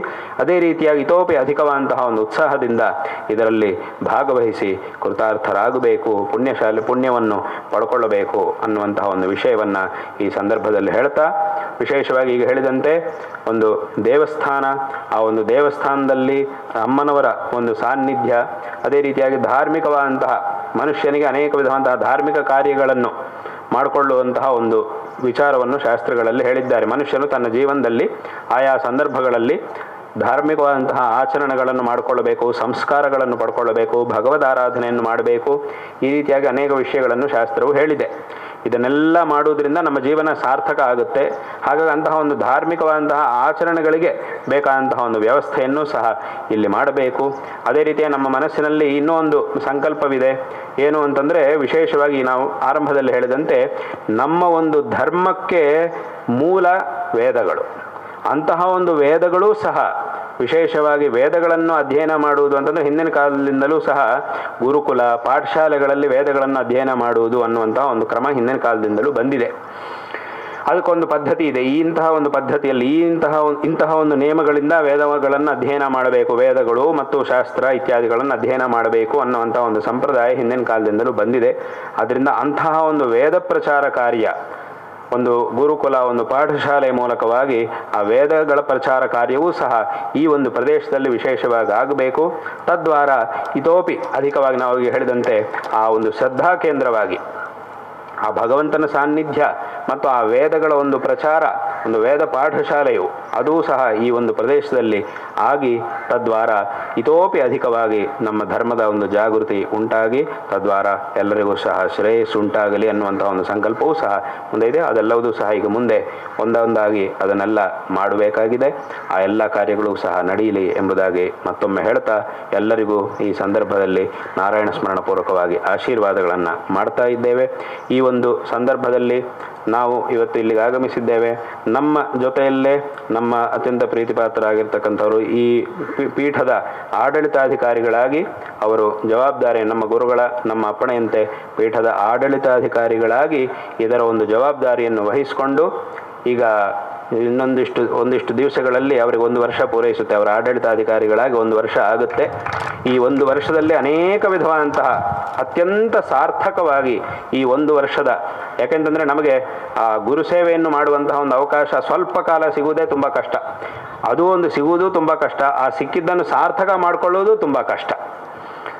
ಕೆಲವರಿಗೆ ಸಿಗುತ್ತೆ, ಆದರೆ ಕೆಲವರಿಗೆ ಸಿಕ್ಕುವುದೇ ಕಷ್ಟ. ಕೆಲವರಿಗೆ ಸಿಕ್ಕಿದ್ರು ಅದನ್ನು ಸಾರ್ಥಕ ಮಾಡಿಕೊಳ್ಳಿಕ್ಕೆ ಸಾಧ್ಯ ಆಗುವುದಿಲ್ಲ. ಆ ರೀತಿಯಾಗೂ ಇರುತ್ತೆ ಲೋಕದಲ್ಲಿ. ಆದರೆ ಅವರು ಇಡೀ ಈ 1 ವರ್ಷದಲ್ಲಿ ಪ್ರತಿಯೊಂದು ಕ್ಷಣವನ್ನು ಸಹ ಅತ್ಯಂತ ಉತ್ತಮವಾದ ರೀತಿಯಲ್ಲಿ ಸಾರ್ಥಕ ಮಾಡಿಕೊಂಡು ಈ ಒಂದು ಗುರು ಸೇವೆಯನ್ನು ಮಾಡಿದ್ದಾರೆ. ಮತ್ತು ಈ ಒಂದು ಕಾರ್ಯದಲ್ಲೂ ಸಹ ನಿಮಗೆ ವಿಶೇಷವಾಗಿ ಮಾರ್ಗದರ್ಶನ ಮಾಡ್ತಾರೆ. ನಮ್ಮ ಅಪ್ಪಣೆಯಂತೆ ನಿಮಗೆ ವಿಶೇಷವಾಗಿ ಮಾರ್ಗದರ್ಶನವನ್ನು ಕಾಲಕಾಲಕ್ಕೆ ಮಾಡ್ತಾರೆ ಅನ್ನುವಂತಹ ವಿಷಯವನ್ನು ಸಹ ಅದರಂತೆ ನೀವು ಮುಂದುವರೆದು ಈ ಒಂದು ಕಾರ್ಯವನ್ನು ಚೆನ್ನಾಗಿ ಮಾಡಿ ಎಂಬುದಾಗಿ ಹೇಳ್ತಾ ಅವರಿಗೂ ಆಶೀರ್ವಾದಗಳನ್ನು ತಿಳಿಸ್ತಾ ಇದ್ದೇವೆ.